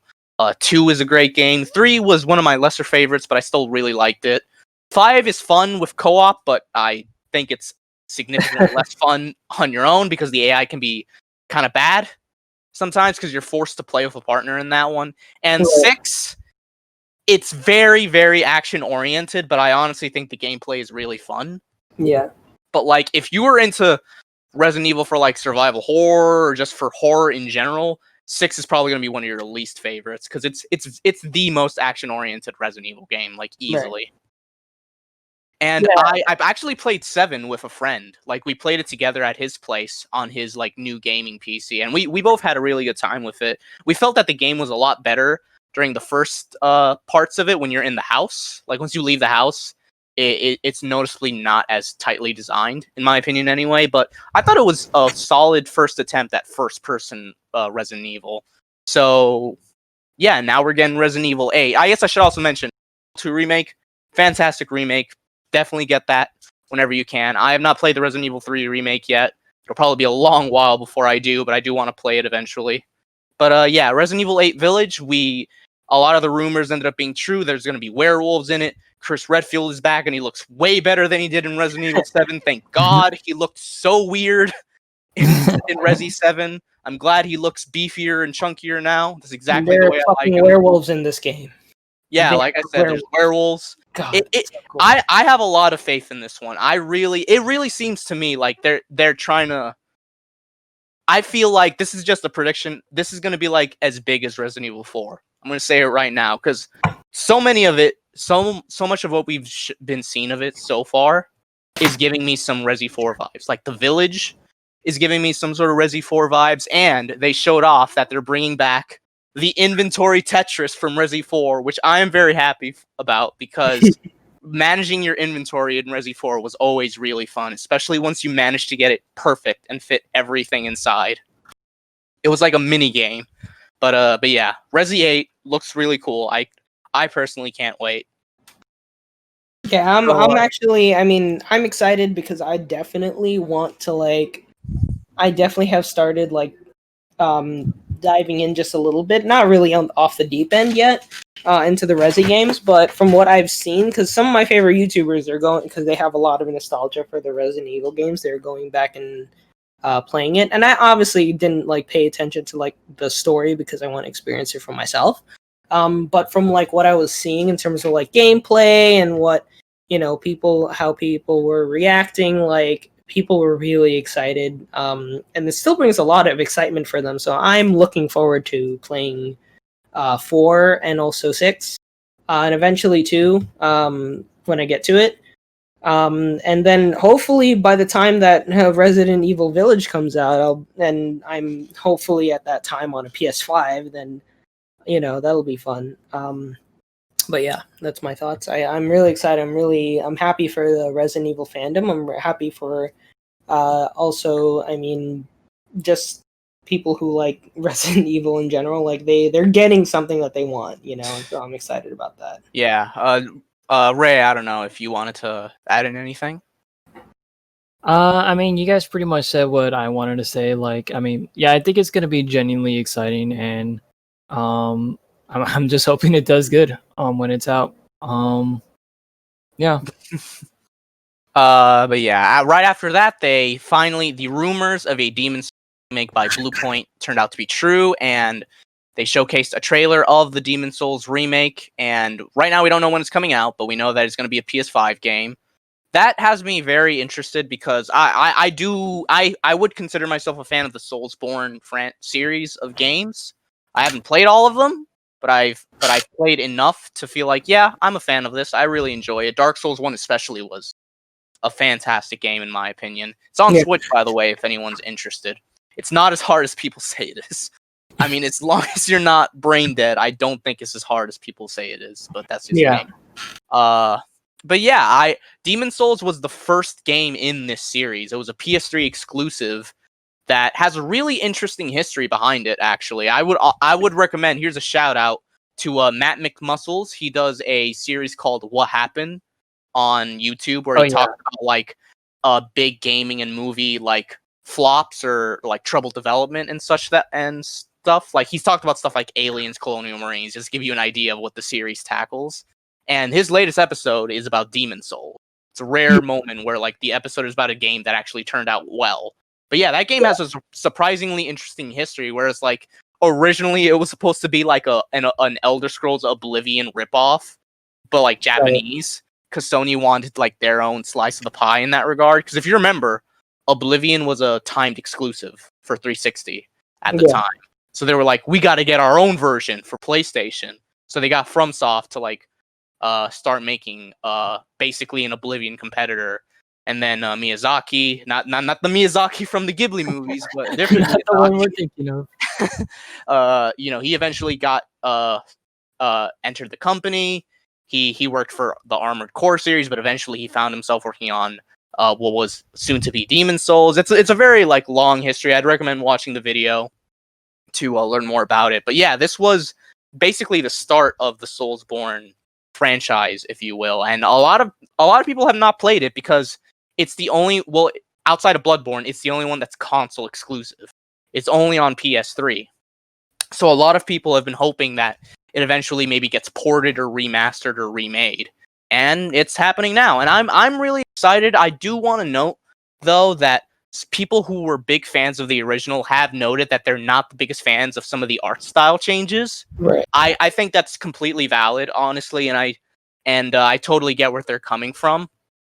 But as for me, I've never played it, and that'll probably be the easiest way I'll be able to play it. So that's gonna have to be the way I experience Demon Souls to begin with. And I also hope that at the very least, if the art style is, kind of divisive, I would hope at the very least if maybe they can fine-tune some of the issues of the original, because while I haven't played the original, I know a lot about it, and I know that like even the most diehard fans of Demon Souls can admit that game has a lot of issues. So if they can fine-tune a lot of those issues, I think that could help, justify the remake's existence to the people who prefer the older art style and all that. But I think that was a really cool announcement, the Demon Souls remake. That's definitely something I'll be playing whenever I get a PS5. Right. I remember back in the day. So, whenever I'd go to Walmart, they would sell these like demo discs with like maybe 15 or 20 games on them, and like maybe 3 or 4 of them were like actually just like trailers. Um, like and I remember Demon Souls and there was another one, Shadows of Colossus. Both of those games were on that disc, that demo disc, and the Shadows of Colossus one was just a trailer, and Demon Souls was also just a trailer. But I remember, like, because that was the only way that I was playing games like regularly was if I didn't buy them. That's how I would try them. Was that I'd buy these demo discs for like $5 from Walmart, and I'd try out all the games on there to find out if I want them. And some of them I'd be surprised, like, oh damn, it's just a trailer. That sucks. And so I never got a chance to play that one, but I ended up, like really liking the way it looked. Same with Shadows of Colossus, and you know, I'm looking forward to seeing what it's going to look like on PS5. Like actually, like the gameplay and everything. It's something that I think, like I said before, that Sony is really riding on a lot of nostalgia right now for the people that were like teenagers and kids back when the PS3 and PS2 came out. And so they're the people who are like right now benefiting a lot from the titles that are coming out now, like the Spider-Man game. Most people who've owned a PS4 obviously play that game, so they're going to go for the Spider-Man game. People who had a PS2 back in the 2000s, they're going to, they loved all of the PlayStation 2 exclusive games, Sly, Ratchet, and Jack and Daxter, and all of them. And so, my hope is that they'll also bring back the others, but Ratchet and Clank, for example, just like people who were alive during that time, they're going to enjoy that, most definitely. Demon Souls, for people that actually went out and bought a PS3, if they ever had a chance, then I mean that's something that people will really get a chance to like, experience. Resident Evil, same thing. People who played the Resident Evil games growing up, they were teenagers in the 2000s and stuff like that.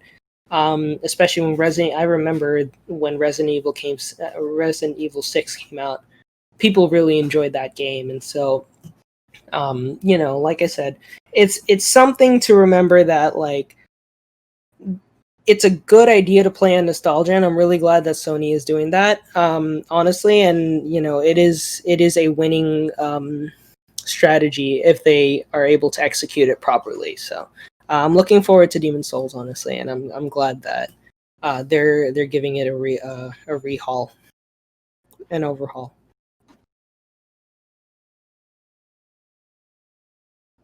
That stopped all conversation. Killed all conversation. Okay. Honestly, I was waiting to see if maybe Ray was going to say something. I don't No, want to. Again, you guys are like, because I don't have too much to comment, but I mean, I agree with you. You're saying though. So. Go ahead, Eric. I was just gonna say, with Demons, I mean, I don't think it's always a good thing to rely completely on nostalgia. Yeah, you do want to do new stuff on there. And speaking of new stuff, actually, what a segue. Bethesda's Arcane studio. So Bethesda's publisher, Arcane is the dev, just to be specific. They showed off a game called Deathloop, which I think it premiered last year, actually, but we're shown a lot more of it during this PlayStation showcase. I don't think it's an exclusive, but you can correct me if I'm wrong on that. But it had its gameplay reveal during the PlayStation 5 showcase, and I thought it looked really cool. It looked, it almost reminded me of BioShock in a weird way, but yeah, I think Arcane is a really cool studio. I really like Dishonored. I really want to play Prey, but I have not yet because I run into this thing where it's like I'm too busy. I buy some games, but then I never play them, or I play them for a little while and then I stop playing them for eternity because then I get busy again, whether it be because of school or whatnot. But yeah. But Deathloop looked really cool. It's supposed to launch this holiday, so probably right around the time of the PS5. So yeah, and then the final game shown off was a sequel to Horizon Zero Dawn called Horizon Forbidden West. No release date on this one as well, and they didn't really show gameplay per se. It just sort of looked really pretty. I mean, that's the thing, and we have confirmation that there's a sequel for that game happening now. I haven't played it myself. I'm pretty sure I have it because it was on sale one day on PSN. But in fact, the game's actually coming out on PC now, like the original. I mean, I think it's either coming out or it just came out on PC. And for the most part, I've heard good things about it. A lot of people seem to really like it. I know I follow some people on Twitter who weren't big fans of it, and I can totally see that because it's very much that sort of breed of open world game that I'm sure plenty of people aren't a big fan of. But I also saw a general amount of people who liked it. So, I imagine for a lot of people this was a pretty hype announcement. The Horizon Zero Dawn sequel. I don't know about you guys. Yeah, I will say though, Eric, on that note, I was also when I saw the trailer. Like What was that? I said, on that note, because you made a comparison to BioShock, and I thought the exact same thing when I saw the trailer. Oh, okay. Everything. For Deathloop? Yeah. Yeah. I don't know, just the way the guns were handling, it sort of reminded me of BioShock. But yeah, that was the last game announcement, but the very last thing I'm pretty sure that was shown off was what the PlayStation 5 console actually looked like. And it caused a surplus of memes. Huh? You already talked about Forbidden West? That's the Horizon Zero Dawn sequel. Oh, okay, sorry. I didn't get a chance to say. Sorry. Oh, did you want to say something about it? A little bit. Oh, okay. From what I understood, I asked and only Ray said anything, so I was like, oh, I guess I don't want to say anything. From what I understood, I'm glad that they're making a sequel. The first game, I mean, literally was a contender for Game of the Year, and the only reason it didn't win was because the other contenders were Persona 5 and Breath of the Wild.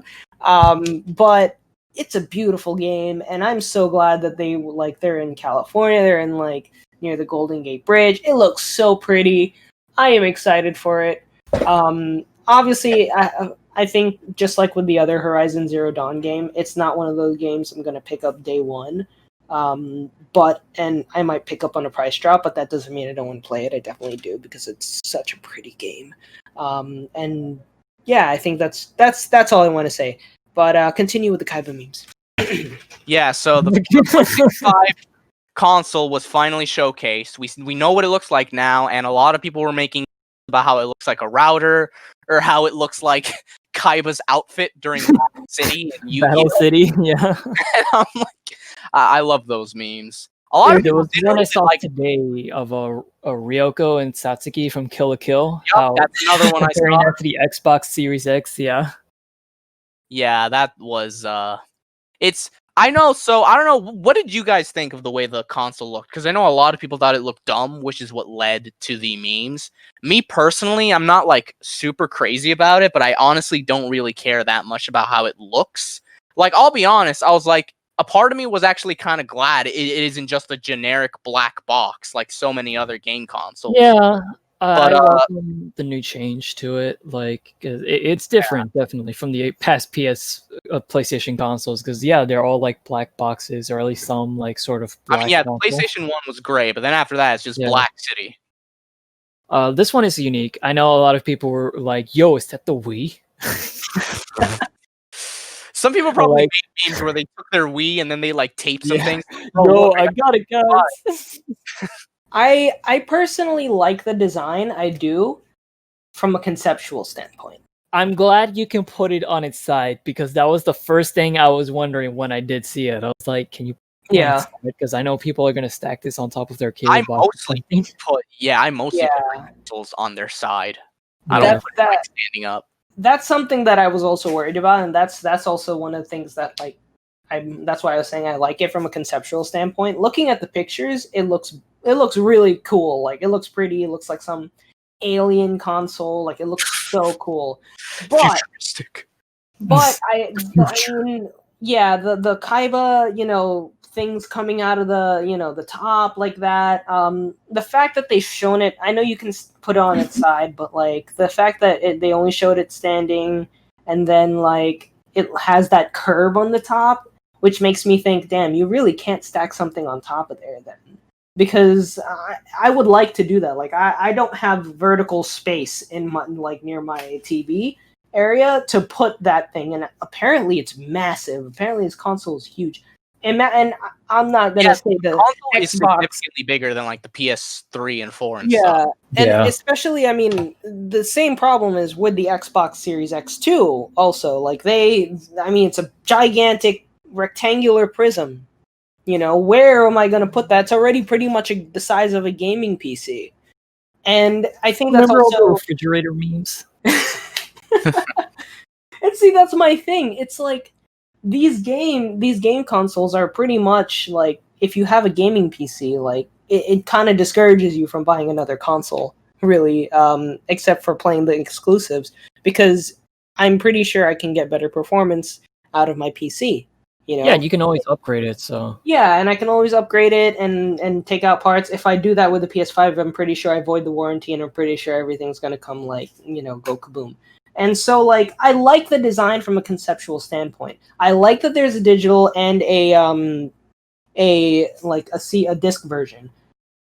Obviously people who, are going to say, yeah, I'm going to make this my first all-digital console. Kudos to you. I unfortunately will not be going down that route. If I had to buy, I definitely would get the disc edition, just because I still personally don't think I'm ready to migrate over to discless. Just because a lot of the times you can find the disc version for much cheaper, and also you don't take out as much space using the discless version as you do with like when you download it straight onto the hard drive. So like, for example, with the Switch, right? Like you have 128, 256 gigabyte SD card. And some games are like, depending on how big, can be up to like 50, 60 gigabytes, or even, 28, 30 gigabytes. And, if I just bought the cartridge and just insert it into the game, then I'm not really using all that much space, maybe a couple gigabytes here and there just so that it runs. But I'm not like taking up as much space because obviously it's not directly on the console. Now there are a lot of reasons why I would like to play a discless version. For example, convenience, or a cartridgeless version, like convenience. Like for example, if I have Mario Kart or Animal Crossing or something like that, maybe it's something like I want to play right away. Like I don't want to have to like go and look for the cartridge and put it in and wait and then load it. It's a few extra seconds, but it makes a difference, I think, for more avid gamers. And I think it's the same exact situation, but again, if you are the kind of person that you've already migrated to digital, or you want to migrate to digital, I think purchasing the digital version there's no price point. People are hovering around $3.99 as a not totally baseless, but it $3.99 is a price that's what the PS4 launched at. Yeah. So $3.99 for the digital version, and the disc version is $4.99. Yeah. I wouldn't, these are. And in a way, I honestly think that's kind of fair, because the disc drive is not just games; it's also Blu-ray. It's a Blu-ray player and stuff like that. Yeah. Exactly. So I don't totally mind that. Obviously I will not be purchasing day one at that rate. Like I told these guys, it is a pipe dream, but the only thing that would make me want to buy a PS5 right now, like day zero, day -1, like I will go and pre-order it like wherever I can, would be if there was backwards compatibility, like that goes back quite a bit. I feel like if it goes up to a PS3, maybe that's still like even a reason to get it like day That's zero. the thing. We don't exactly know how they're gonna deal with like backwards compatibility past before the PS4. We know that there's gonna be backwards compatibility of PS4 games, but we don't know how like PS3, 2, and 1 games are gonna be handled. Yeah. And for all we know, it could just be the way they did it on PS4, where you could just download them, like certain ones, because that was the thing. It was like PS2 on 4, but they kind of stopped doing that after a while. Yeah.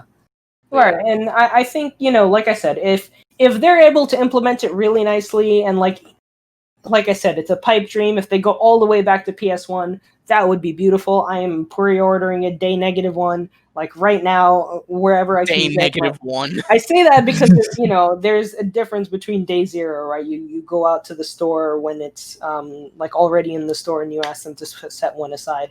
Day 1 is you're there on launch day, you're buying it, and then day 62 is like way after you've already the game and the system have launched. But day -1, I have these terms. It's weird, but it's like day -1. I'm pre-order it whenever I see it online. As soon as I see it, I'm ordering it and I'm going to get it. And I think as soon as that happens, I'm absolutely gonna, like if I can see some information about backwards compatibility, and if it is appealing enough for me, then I'll absolutely do it, because there are so many games on PS3, and I even have a collection of PS2 games, and I have a few PS1 games, but I would love to go get in some more. You have a too. collection of PS3 games? No, I'm saying like I would build a collection of PS3 games. Oh, I was gonna say, it's like, why do you have a collection of games for console you don't have? But okay. Yeah, exactly. And that's the thing. Like, I would go out and I'd buy some PS3 games so that I can enjoy the console, because it's like, it is a console I miss, and because of the price point, and I'm so thankful that Sony learned their lesson, because I remember when the PS3 came out, it was $699 or something like that. Like, it was super expensive for no reason. Yeah, when the PS3 came out, it was $599 US. Yeah. That was one of the many reasons why the PS3 struggled so much early on. Yeah, and like, I'm glad that they managed to kind of rebound, but the 360 took that generation without a doubt. Well, that's not entirely true. At first, they were definitely the dominant. Well, Right. okay, not counting the Wii, because the Wii was insanely popular during that gen. If we just stick to strictly Xbox and PlayStation, at first Xbox was dominating the PS3, no doubt about it. But by the end, the PS3 actually outsold the Xbox. Not by a ton, mind you, by I think like 3 million, but they did end up outselling the Xbox that gen. Wow, that's something I wouldn't expect. That's actually the first time. I mean, I'm not too surprised, because Xbox, they did start out strong. I mean, and to be fair to the Xbox, I know a big problem that everyone cites with regards to like Microsoft's consoles is that they don't have a ton of exclusives. They don't have a ton of like first party stuff. But Halo 3, man, when that game launched, it was everywhere. Like that was that day when Halo 3 launched should basically be a national holiday. It was huge. I still remember it. I fucking love Halo 3. I like Halo in general, but Halo 3 especially is easily my favorite of the franchise. That game had so much hype behind it, and it delivered, in my opinion, and it sold a shit ton, and it definitely helped make the Xbox the dominant console between Microsoft and Sony that generation for a while. And they were still like, and they had some other stuff like Crackdown 1. I didn't play that one much, but I know some people liked it. They had Gears of War 1. They had some stuff for there, and the PS3 was struggling because it was super expensive. It didn't have a ton of like quality games at the time, and shit like that. So, but eventually, Sony got their shit together. They severely cut down the price of the PS3, along with taking out many features like backwards compatibility, which I know to a lot of people that is a bad thing, but I get it. But let's be frank, they kind of had to, given how expensive the original PS3 was, and they started pumping out a lot of quality games. They had Uncharted, they had Infamous, God of War 3. Little Big Planet, and then hell, by the very end of the PS3 gen, they had Last of Us 1, which was huge. Yeah. I know most people probably played it on PS4 at this point because they put out a remastered version of it on PS4. But if you remember, that was a late gen PS3 game, and it goes to show they really did. And I know obviously that might not be people's cup of tea. I know plenty of people who prefer the PS1, PS2 era Sony exclusives.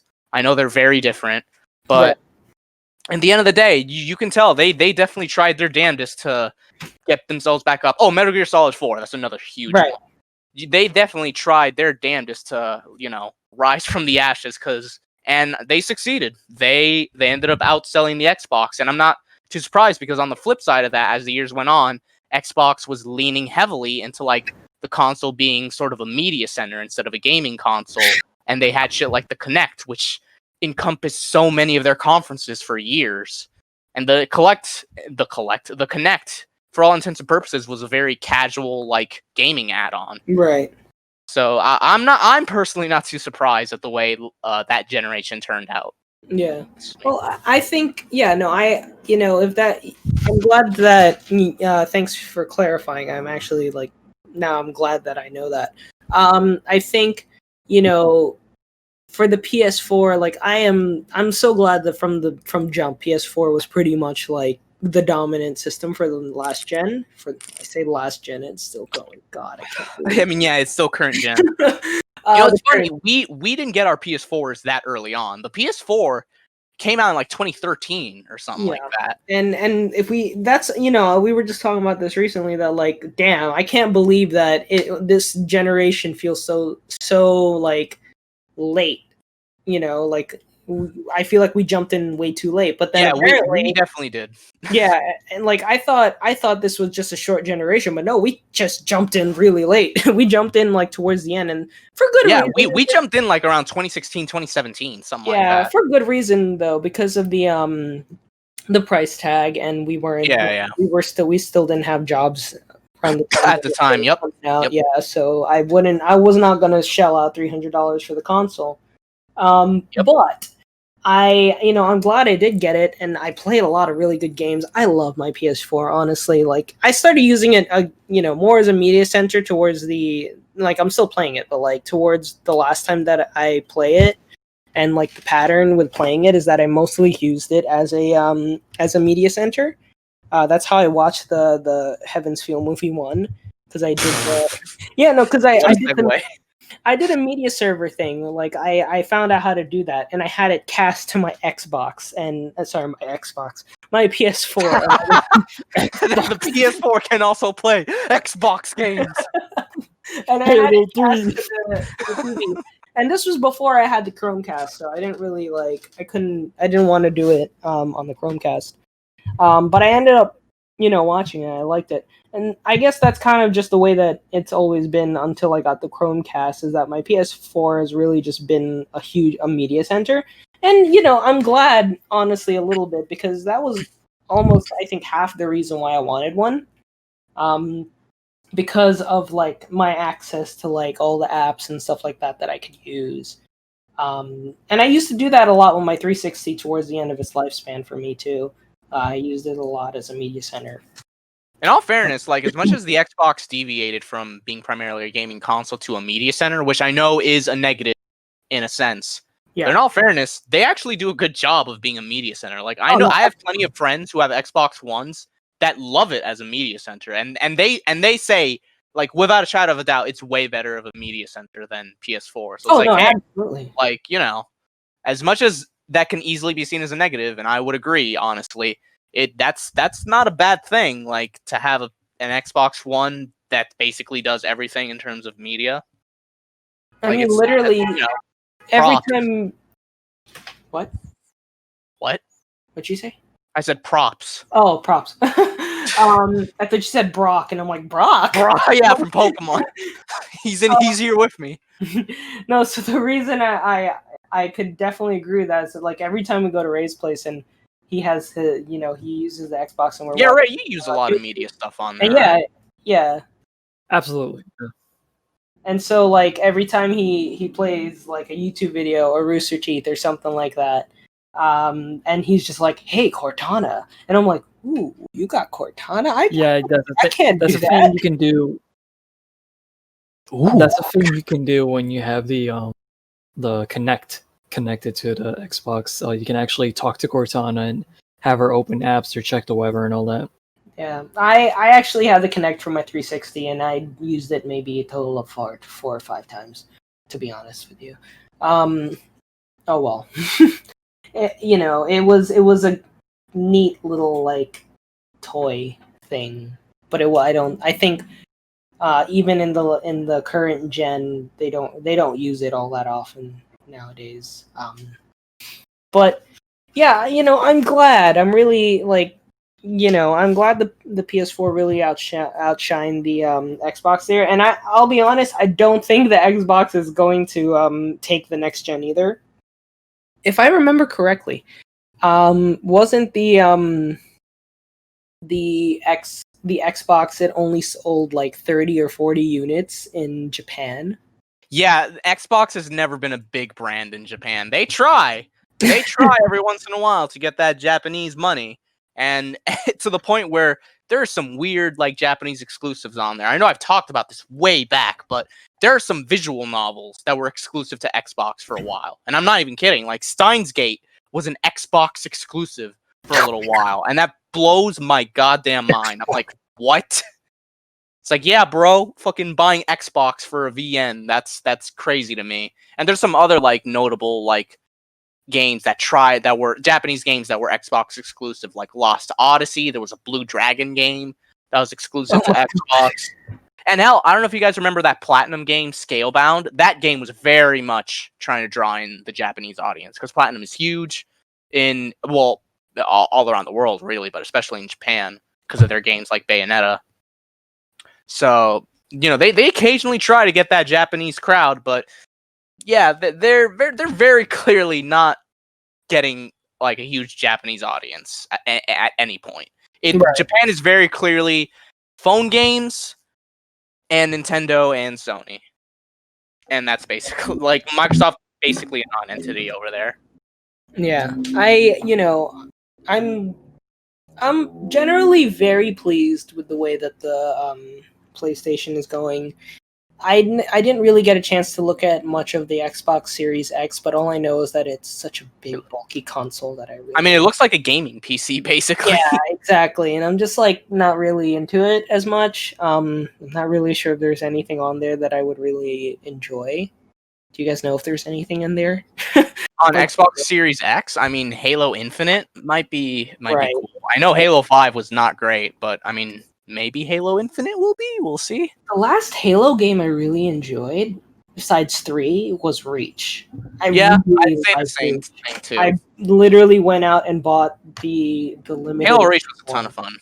Yeah, I enjoyed playing that. I played multiplayer. Like I played like a good amount of that game, and I even got the limited edition one. It was really cool because it comes with like a journal and a notebook and stuff like that. And it's kind of cool, just like and it comes in this steel box kind of thing that like it smells really good, to be honest, from the inside. I know that's weird, but like it actually, but like that new product opening smell, it is actually a really good smell. Like I am like when you open up a pack of Yu-Gi-Oh cards. Yeah, that's the smell. Oh my god. Yeah. Like it's such a good smell. And so like because it is like pretty much vacuum sealed tight, every time I open it, it still has that new product smell.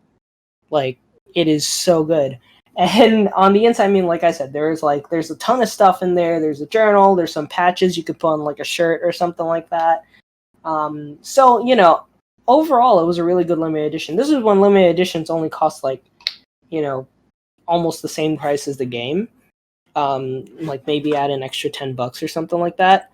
I know there's a lot of limited editions that still cost that much, but like I would say a majority of them, especially for games like Persona, any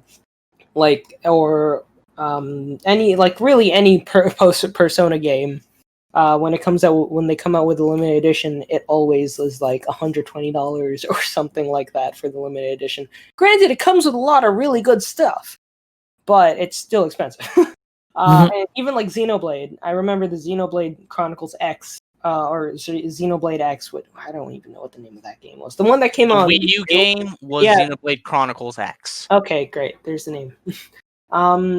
That limited edition was like $100, and you got like a flash drive with the soundtrack and an art book.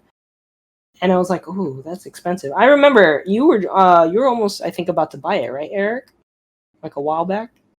What, Xenoblade Chronicles X? Yeah, like the limited. I was interested in the game, but I didn't have a Wii U. Yeah, I know, but like, I thought the reason you wanted to buy it was because you thought you were gonna get one, so you were just gonna. I thought that about that and about what's the other one? Oh, Tokyo Mirage Sessions. But Tokyo Mirage Sessions got ported, and I have that on Switch. And Xenoblade Chronicles X is still sadly on Wii U. Hopefully that one gets a port one day. Yeah, hopefully. But that was around those days. I enjoyed Halo Reach, and thankfully I still have my 360 and it hasn't red ringed yet, so I'll be able to enjoy the rest of if I ever want to plug it in again, I'll just go back and play it. But yeah, I think in terms of like my outlook for the PS5, I'm excited for it. Do I think it's a day one buy? Maybe. I don't know yet. When it comes to game consoles, I really want to do my research first before I commit. That's even the same case with the Nintendo Switch. I was there at the Switch launch, but not because I wanted to buy it, but because I wanted to get a feel for what a Nintendo console launch is like. And so I was enjoying that. It was cool. But it took me maybe 4 or 5 months after that day to actually go out and buy it. I even remember you were there with me, I think, Eric, right, and Ray. I think so. Yeah, I remember that. You guys were both with me that day.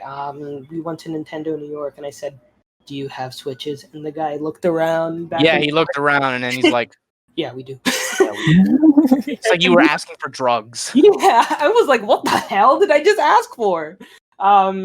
Because this was around the time they were still having a Switch famine, and I think it was like cooling down at the time, but they didn't want to make it clear to everybody, hey, we have Switches. Yeah. So in 2 seconds. And I remember early that year I bought a PS4, and that wasn't totally on a whim. I had gotten like a $2,000 stipend, and I said one of the things I wanted to buy was a PS4. I was committing to it. I wanted to look up what were the benefits. So it took me a little bit of time, but I really wanted to see, was it worth it? I walked into a Best Buy and I saw that there was a sale going on for like $250 at the time. So I bought it for $250. And I think I picked up. No, wait. I bought the COD modern. I don't even know what was the COD game that was out. Advanced Warfare, I think. That was the one that came out with as a bundle. I got that one because it was cheaper than the actual regular console, and I didn't want to get a Pro because that was the new console at the time, and it was $100 more. And because I didn't have a 4K TV, my parents do now, but I'm not gonna go and play games in the living room like that. I'd rather just play in my room. So I settled with the PlayStation 4 Slim. Got it for $250, and I enjoyed it. I still do enjoy it, and I'm gonna get back into it. I know that there's some games still coming out this year, and I'm pretty sure the life cycle of the PS4 isn't over for at least another couple of years, I would say. Yeah, it won't be over for a while. Yeah, until Sony really starts pushing the PS5 much more aggressively. I think PS4 will still be going for a bit, and so I'll definitely be sticking around with the PS4 for a while, so I can experience more of the games that people really enjoy on that console. But yeah, I've just been ranting this entire episode. Yeah, I was gonna ask how the fuck did we get here? It's just been Lawrence ranting about something again. Why is this a thing all the time? He just goes on rants out of nowhere. But I like talking. There's a lot to complain about, man. But I was gonna say we did like me and Lawrence said, we got a PS4 around 2017. So for us, we're like, wow, this generation lasted so short, so little, it was so short. But in reality, it has been 7 years since the console launched. It makes more sense. And I'll be honest, I feel like the next few generations going forward are going to last a lot longer. Because I feel like the jump to the PS4 to the PS5 and Xbox One to the Xbox Series X, it's noticeable in the sense of load times. That's the big thing. Because load times can be insufferable even on this gen. And next gen, it seems like they're gonna be all but non-existent. But after that, like, what's gonna be the leap after that, though? That's the big wonder I have. That's why I feel like these upcoming generations of game systems are gonna last much, much longer before they move on to another one, to like the PlayStation 6, for example, and stuff. Because I don't know, like maybe VR becomes a mainstay and everyone is able to use VR. Maybe that'll become the next big leap. I don't know, but yeah, I guess to say what I wanted to say earlier before Lawrence went on like a 3-hour rant about things. In regards to the PS5 and if I'll buy one, I think I'm definitely gonna buy one eventually. Like, there's no way I'm never gonna buy one. Shit like Resident Evil 8. Yeah, I want one. And Ratchet and Clank and like Spider-Man, hell yeah. But in regards to if I'll buy one like day one, I don't know. I feel like there's a slight possibility I might get one day one, but that's if the price isn't too bad and if more like very nice sounding news comes out, like regarding backwards compatibility and whatnot. Like if they come out where it's like, oh yeah, we're also gonna have backwards compatibility with like PS1 to 3 games, I'll freaking pre-order it at that point. But yeah, like I will get one. I just don't know when. It'll depend on like price and all the features it'll have. And in regards to which version, I'll be honest. If the all digital version is actually cheaper, then I'll probably buy that one, honestly, because I don't buy Blu-rays, so I don't really need the disc drive to begin with, and Right. I have a decent internet connection to where I can justify buying all my games digitally. Right. But you also you do have a PS4, so I feel like you can just play a Blu-ray on there. Yeah, if I ever get Blu-rays, I can just play it there, or on my PC, because my PC has a Blu-ray. Oh yeah, player. yeah, mine too. Yeah. But yeah, I mean that's the PS5 showcase in a nutshell. I don't know if you guys have anything else to add in regards to it. I said my piece. I thought it was a good review. He got kind of cut out there, didn't he, or is it just me? Yeah, he did. Okay, I was gonna say that you guys. You got cut out again. Can you guys hear me? Yeah. You're like getting cut out every once in a while, like in and out, in and out. How do I sound now? You're good. Okay.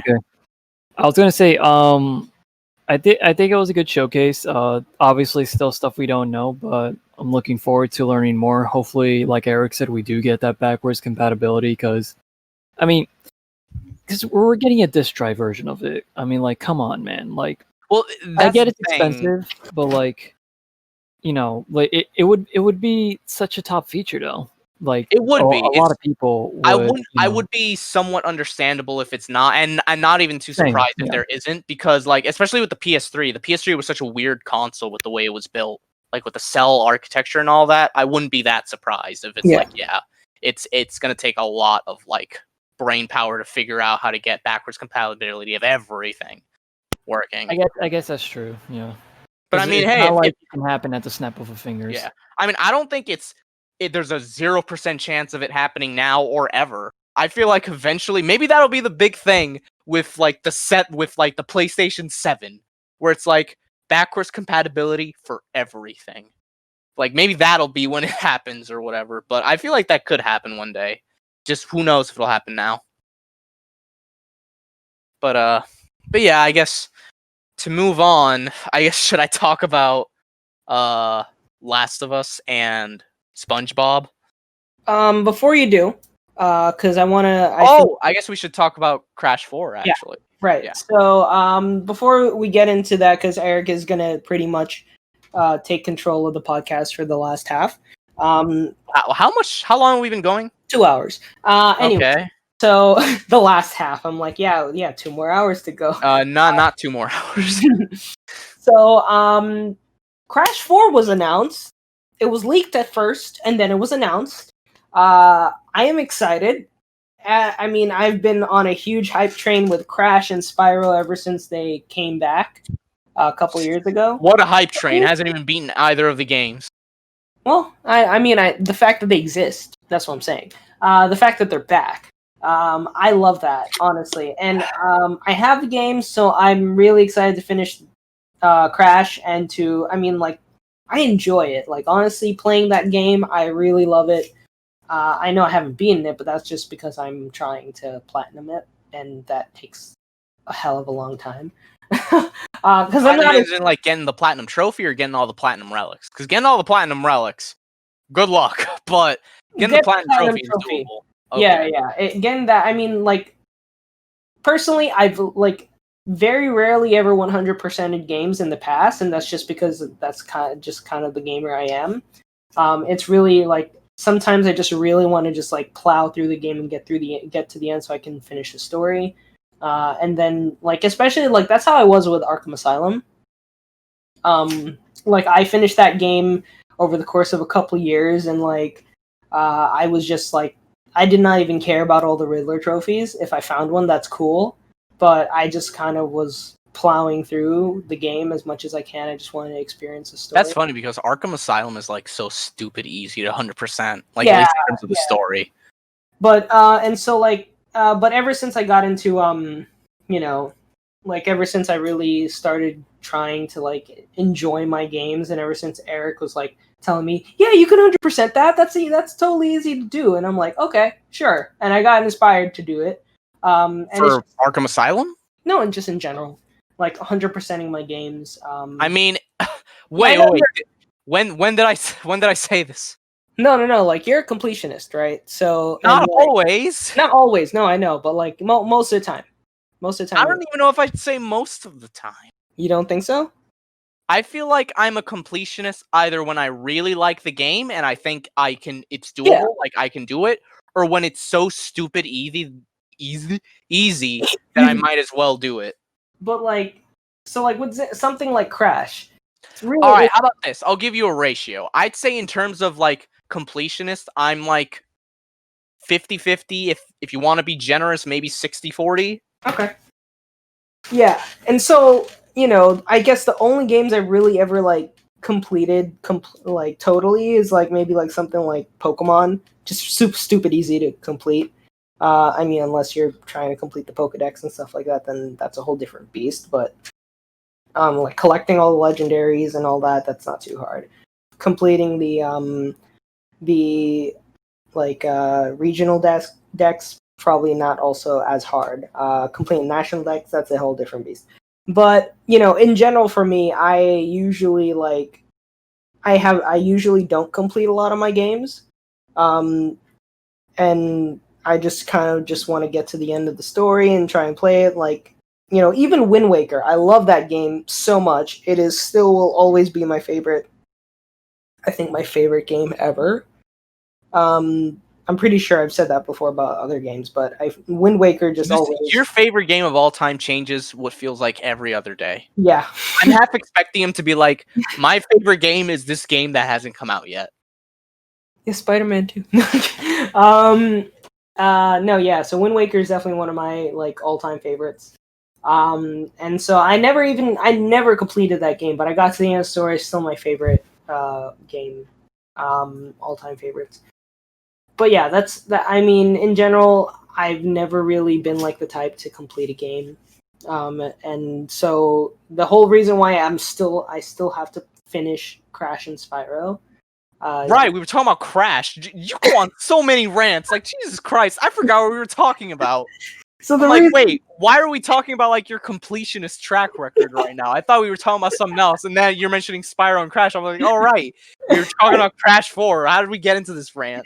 Oh yeah, that's just a theme of this episode, I guess. Of every episode. Feels like it happens all the time. But yeah, that's the only reason why I still haven't finished it, because getting the platinum is actually kind of hard, and I feel like I'm missing out not getting it. When it comes to Crash, the Crash trilogy, getting the platinum for each game, the only hard parts is honestly getting gold relics or higher when it comes to the time trials, and that's it. Yeah, yeah. Everything else is easy. Honestly. Yeah, that's exactly where. I remember what's the name. And in all fairness, a lot of the time trials aren't that bad. Sure, it might take you fucking 50 tries, but the thing is, at least towards the later games, some of the levels are either really short or not that hard to like complete without dying. It's only those select few levels across the trilogies that just make you want to fucking kill yourself when it comes to getting the gold or platinum relic. Like like that one. Or that one, or like Sunset Vista in the first game. That level, it's not that it's super duper hard, it's that it's so long. Like it's almost 3 minutes long just on the time trial alone. So if you fuck up near the very end, you gotta do everything again. Yeah. So it makes you want to cry. But like, what was that one level I couldn't beat? That I beat for you? I forgot what it's called, but it's in the first game. Yeah, everybody, he beat it for me because I couldn't beat it and I was about to cry. and I remember because you're like, Eric, I'll suck your dick. Do you need anything from me? And it's like, no. But yeah, Crash 4. Yeah. I'm excited. It looks so beautiful. It looks so cool. I mean, Crash is back. It's actually a game that we've all been waiting for. Crash 4. It's funny because Wrath of Cortex is titled Crash 4 in Japan. But so yeah, we're splitting the timeline basically. This is a separate timeline now. And the trailer for Crash 4 even lampshades this, because the mask at the very end is like, how many times have you guys beaten Cortex by now? And Coco says 3, and he's like, 3? Only 3? Huh, I thought there were more than that. It's just like, wow, they're just completely like, yeah, forget about all those other games. But yeah, other games are not bad. I mean, yeah. In all fairness, some of those other games aren't that bad. And in fact, like even Wrath of Cortex, it's not like it's god awful. It's just nowhere near as good as the original trilogy. But like Twin Sanity, as much as that game had so much cut content, it was actually kind of cool. Such a good game. But especially because it had a really cool acapella soundtrack, which is so like distinct from so many game soundtracks. Like that's still one of my all-time favorite video game OSTs, because you don't hear acapella very often when it comes to games.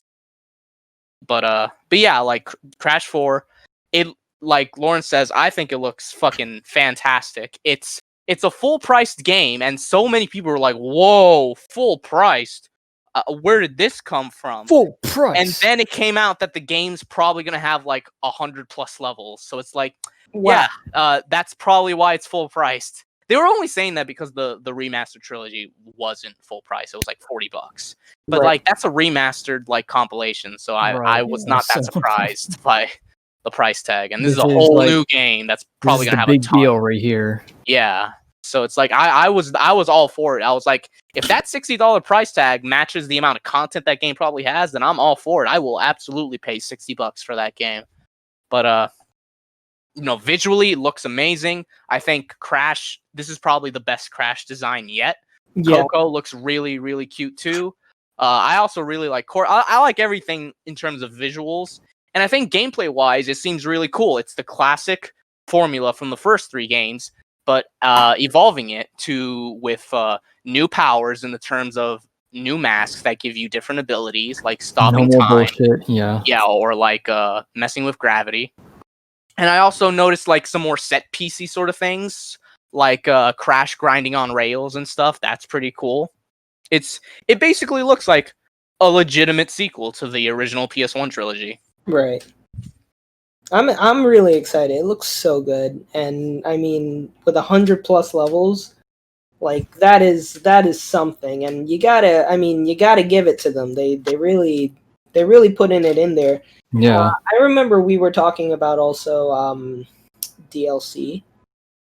Yeah, so there was a lot of like negative press for a tiny bit that it was said that the game would have microtransactions, but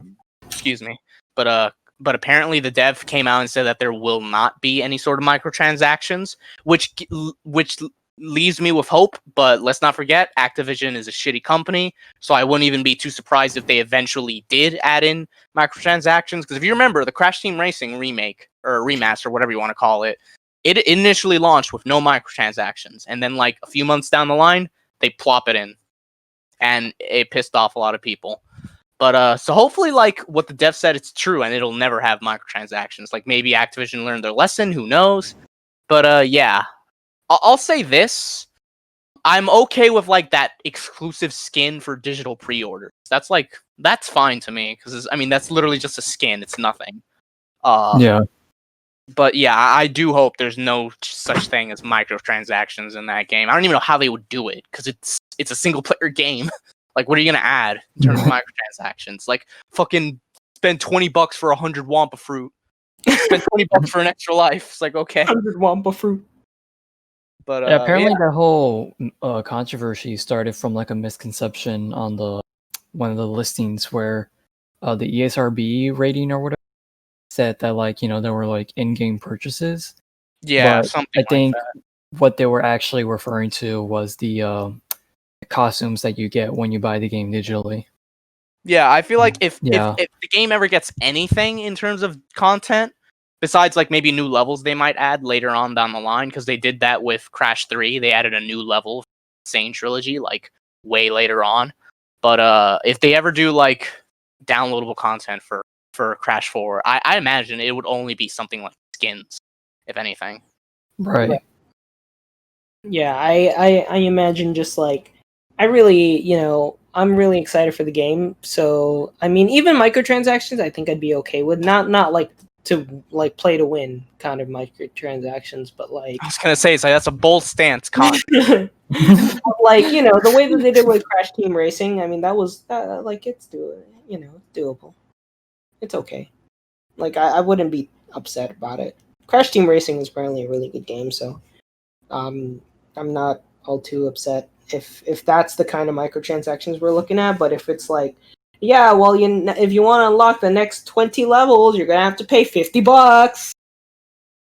So I don't think they're gonna do that. That's a fucking But yeah. we'll see. But yeah, I'm excited for the game. I can't wait for it. Pre-order it. Definitely, I'm probably gonna end up pre-ordering it and get it. For now, it's only set to be released for PlayStation 4 and Xbox One, but I do hope that it gets ported to Switch and PC, and maybe even next-gen ports down the line.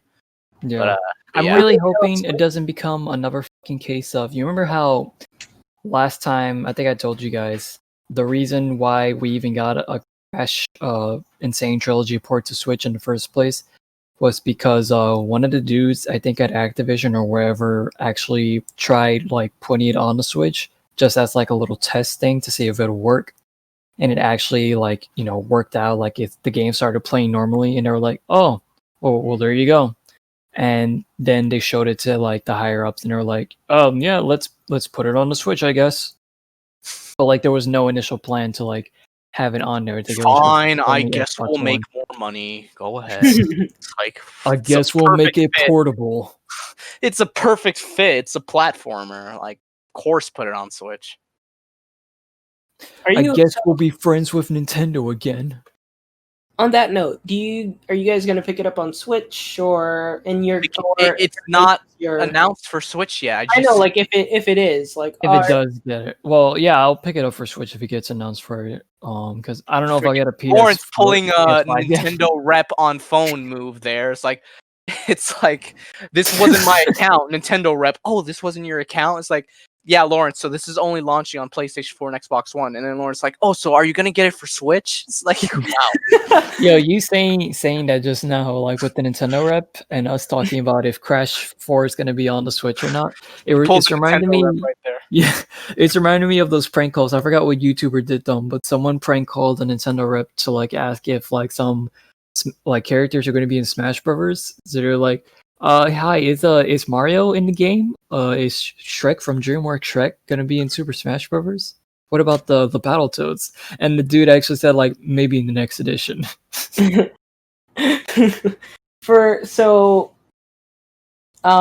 mean, let's just assume that like it might, it'd be cool. But I mean, we all also own next gen consoles outside of the Switch, right? We own PS4 and Ray, you own an Xbox One. Xbox One. So, yep. And I think you said the game is coming out for Xbox One also, right? So, if that's the case, and a Switch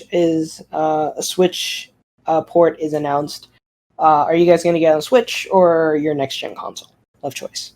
I don't know. We'll see. I'll probably get it on. Well, if I choose to get it on Xbox, I'll probably get it on Switch too. But no matter what, I'll probably have it on Switch just for the portability and because I do own Crash Insane on it, so may as well for like completionists. So got it. Yeah, I'm currently debating right now. I have both Spyro and Crash on PS4, so I might keep that going and get the PS4 one. I'd like to have the portability, but something tells me that I might just want to take advantage of. I mean, here's the thing, though. The portability thing is not really much of a thing right now because no one's really going out, or at least most sensible people aren't going out much. You could take it to the bathroom, or you play it on your bed. Yeah, true. There's that. But yeah, but Eric, if you had a choice, which one do you think you're leaning towards? I guess if it runs well on Switch, probably Switch. Okay.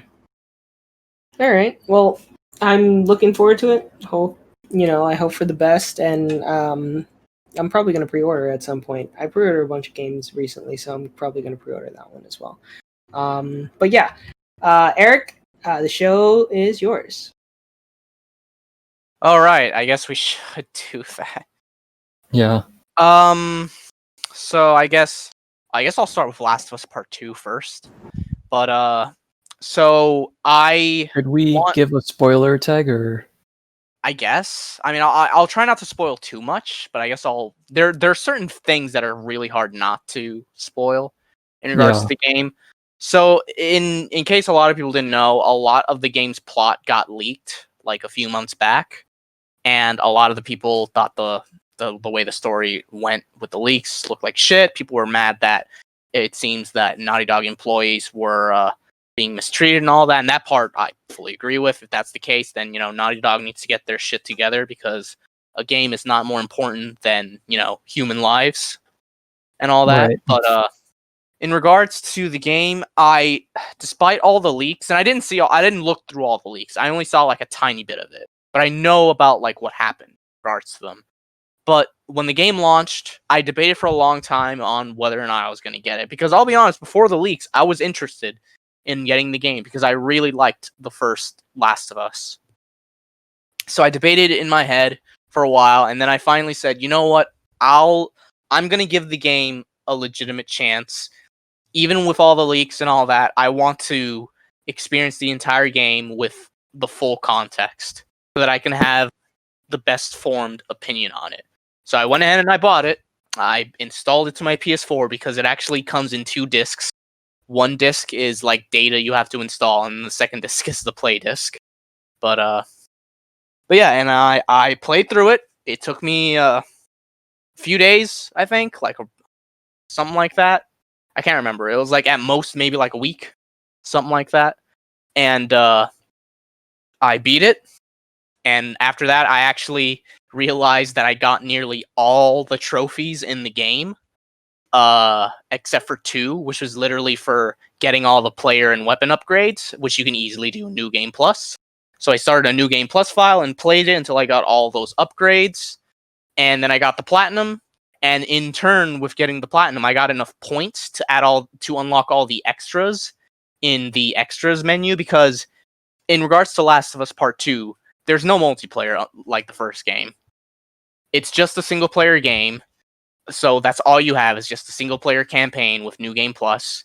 And they have like an extras menu where you can look at concept art and in-game 3D models. But you can only unlock the concept art and the models by accumulating points. And the way to get points is by doing things like getting the collectibles in the game, unlocking trophies, and beating the game on as high difficulty as you can.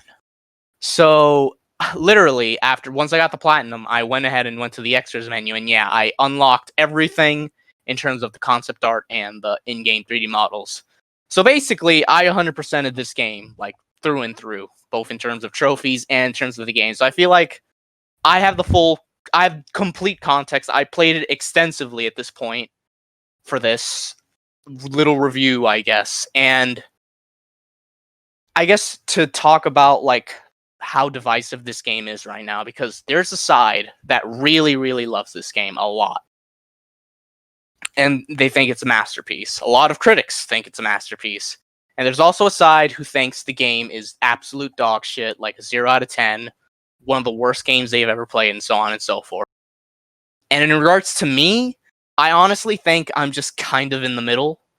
I don't think it's a complete masterpiece. I think it's far from that. There's so many certain flaws, in my opinion, in regards to certain parts of the game that I can never justify giving it a 10 out of 10. Like, no way in hell. But at the same time, I think it's kind of ridiculous to act like this game has absolutely no redeemable values whatsoever. There's no way a game like this is a 0 out of 10. It's just not true. Something like a 0 or a 1 or some shit like that, that's reserved for games that just flat out don't work or are just incredibly offensive. Something like Big Rigs or Ride to Hell Retribution, to give examples of both. And while this game does have certain problematic things to it, which I'll talk about later, it's definitely not a dysfunctional game. Like, it runs just fine. I encountered next to no glitches during playing it. The load times are kind of long, but technically the game is fine.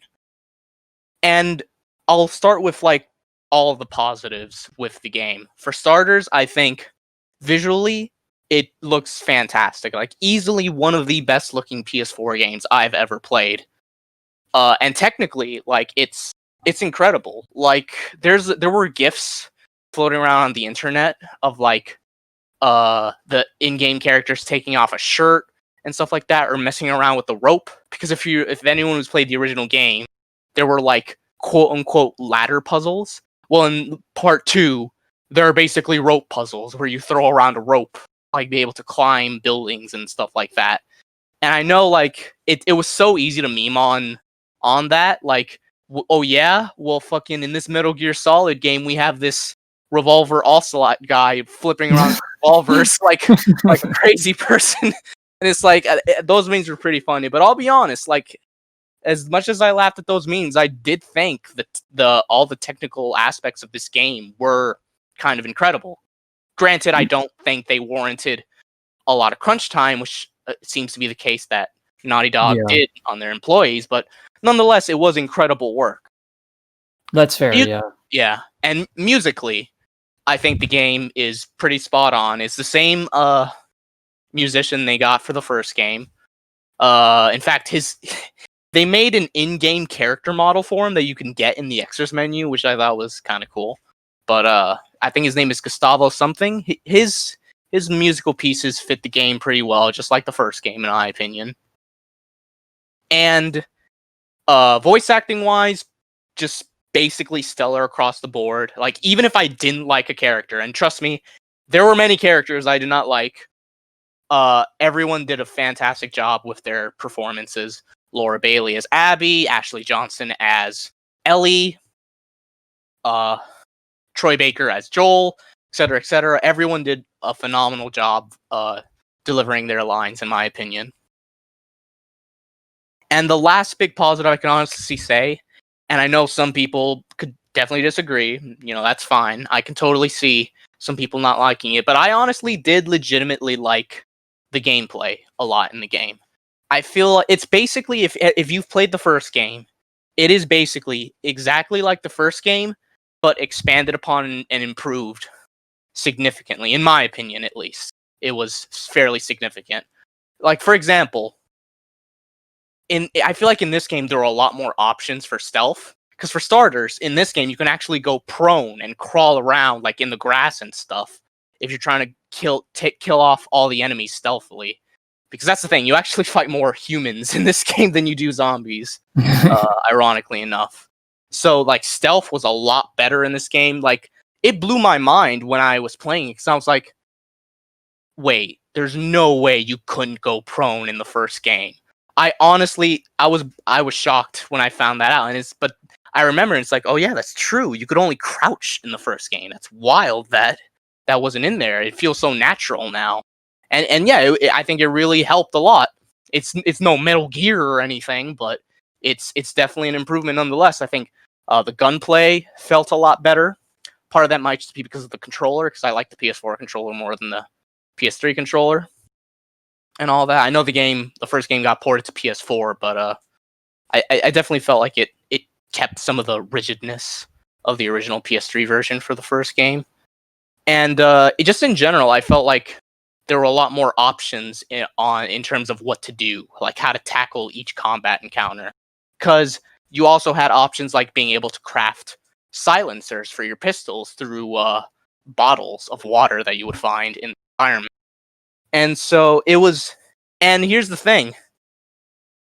It's funny because this is almost criticism as well, because I'll get into like my gripes with the games soon. But one of the things that I guess I can mention this gripe now, I really disliked the way the game's director, Neil Druckmann, handled the game's marketing and advertising, because there was one of the big articles that really just made me raise an eyebrow where Neil Druckmann was like, in Naughty Dog, in terms of Last of Us 2, we don't like to use the word in regards to the game. And it's like, okay. Wait. What was the word you said? You cut off. Yeah, I'm sorry, you got cut off, dude. Where though? The What word. Oh, he was like, in Naughty Dog, we do not like to use the word fun in regards to Last of Us Part 2. And it's like, and that really raised an eyebrow for me. I was like, okay. Fun? Weird. Yeah, fun. What is fun? It's just, it's a weird thing to say, especially because, I'm sorry, but it was really fun killing people in this game. Like, just going around, like, stabbing people or shooting them. And then it was almost kind of funny because if you go full stealth, and if you especially try to just knife their necks to try to kill them stealthily, they have these. It's the same death gurgle or like blood gurgle every time you like slash their throat, where they're like every time, and I couldn't help but start laughing at some point because it's literally the same thing. It's just combat was fun in the game. Like, I'm sorry, I know it's like, oh, I should treat this game so seriously and all that, but it was fun. Like, when I'm allowed to like engage in a combat encounter, I was legitimately enjoying myself. But by far the biggest problem with the game to me is in terms of the writing, and I don't think all of the writing and the story and all that was bad. It's just significant chunks of it really don't work in my book. And this is when we're going to start getting into some spoiler territory, although I'll try not to spoil everything. So the game is basically divided in half. The first half of the game, you're playing as Ellie. And you're trying to go after Joel's killers, because in like the first 2 hours, Joel gets beaten, just gets tortured and brutally murdered by a girl named Abby. Out of nowhere, too. Like, you just don't see it coming at all, and then boom, he's dead.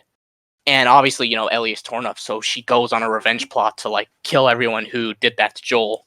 The second half of the game is basically all the days that Ellie spent in Seattle, but you see it through the perspective of Abby, Joel's killer. You play through everything that she was doing during the time that Ellie was going through her revenge plot and taking down Abby's friends one by one, trying to find her.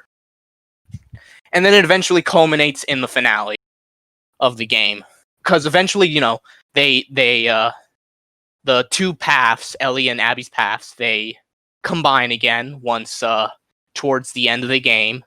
They have a big standoff, and Abby is about to kill Ellie and Ellie's girlfriend, but primarily Ellie's girlfriend in the game, but one of Abby's companions talks her out of it, and they go their separate ways. And it seems like things are okay for the most part. Ellie is living with her girlfriend, and they're living on a farm with like the girlfriend's kid, because of course the girlfriend was pregnant, of course. But she has severe PTSD from Joel's death. Like, even just a broom falling down just triggers it. It's pretty messed up PTSD. When it happened, it kind of shook me a little bit. Like, goddamn. But eventually, Tommy's brother shows up, and he tells her that she knows where Abby is, so she can finish the revenge plot. And Ellie, and obviously, like, Ellie's girlfriend tries to talk her out of it, but Ellie's just too overcome with the PTSD and all the emotions from Joel's death that she goes after her. And eventually, and Abby actually kind of suffers severely. She and her companion get enslaved by a third. This is weird. There's a third faction in this game called the Rattlers, who literally get introduced like near the very end. Like you have like 2 hours left, and suddenly there's a whole new group of people out of nowhere. It felt so weird to me. But Abby and her companion gets kidnapped by this slave group, and she basically is about on the brink of death because they crucified her on a beach. And Ellie sets her and Abby and her companion free, but Ellie wants to kill her, and she's willing to kill Abby's companion to like finally get a chance to fight Abby once more. And Ellie's about to kill Abby right after Abby fucking bites off 2 of Ellie's fingers. That is a thing that happens. It was gross. But was it a quick time event? No, thankfully. Okay. Just wanted to ask. But imagine it's like keep pressing X to bite off the finger. No, because this is It's like how I was asking the other day, like, because we were talking about like photo modes in video games. So I was like, is there a photo mode during the part where Joel gets killed? Thankfully. Thank God, no. Like, it's not a quick time event or a photo mode opportunity, thankfully. But like, so like, I feel like that would be like add insult to injury if it was a quick time event, like on and all. Yeah, that would be messed up. Kill the guy you spend so much time playing. So much time playing with in the first game, yeah. And so like, cause yeah, like when Abby first encounters Ellie after like day 3 of Seattle, you're playing as Abby, like trying to get to Ellie, and then of course Abby overcomes Ellie because Abby's really strong. Like she's a buff woman, and all the more power to her. I wouldn't fuck with her. I'll say that much. But yeah. And then at the end of the game, it's Ellie fighting Abby. You're controlling Ellie that time, and Ellie is drowning her. But she remembers like the last moments she had with Joel before the day that he died, and she lets Abby go, and she just goes back to the farm where she lived with her girlfriend, but her girlfriend had left at that point along with the baby. And Ellie, now she's lost everything at this point, like her family. She didn't kill, Joel's killer. She actually ended up letting Abby go. And she lost 2 of her fingers, which now she can't play guitar, which was one of the last things Joel left her. She learned how to play guitar from Joel.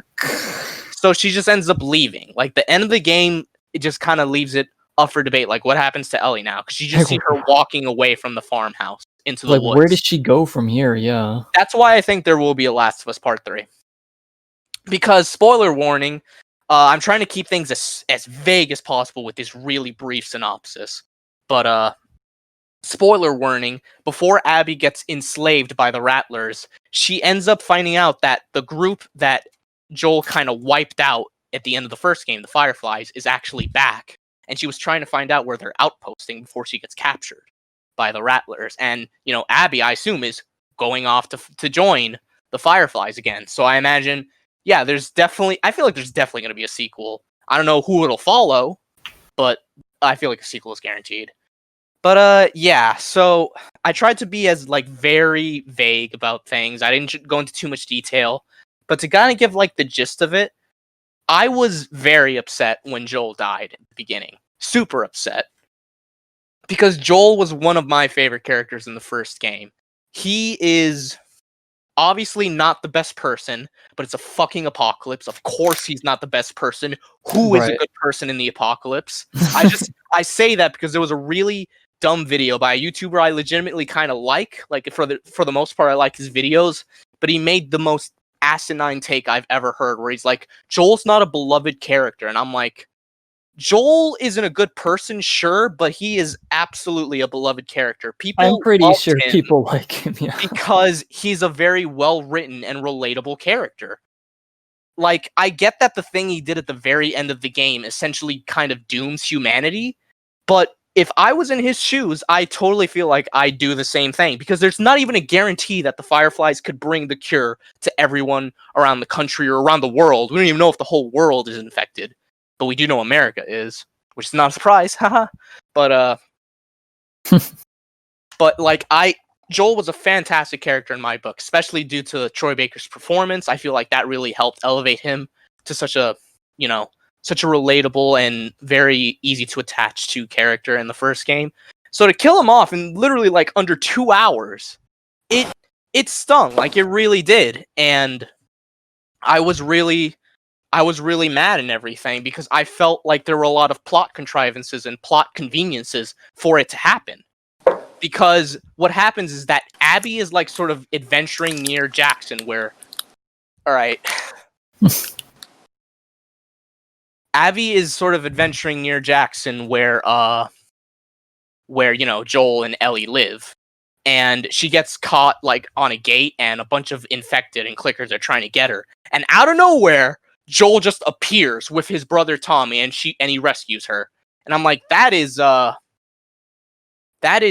very mighty convenient that out of nowhere he just appears and all that. And it's also mighty convenient that he softened so much to the point where once Joel, Tommy, and Abby get to where Abby and her friends are lodging, they're just open to telling Abby and her group their names and everything. It's like, hey, you can come back to our settlement and everything.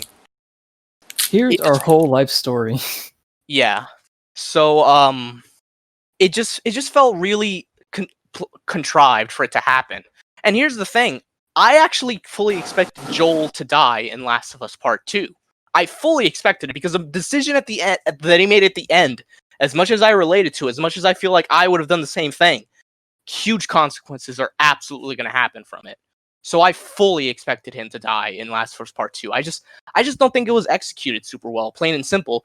And that sucks too because playing all of Abby's story, I get why she killed him. Because I guess to be a little less vague, Abby went to kill Joel because Joel is the one who killed her father at the end of Last of Us Part 1.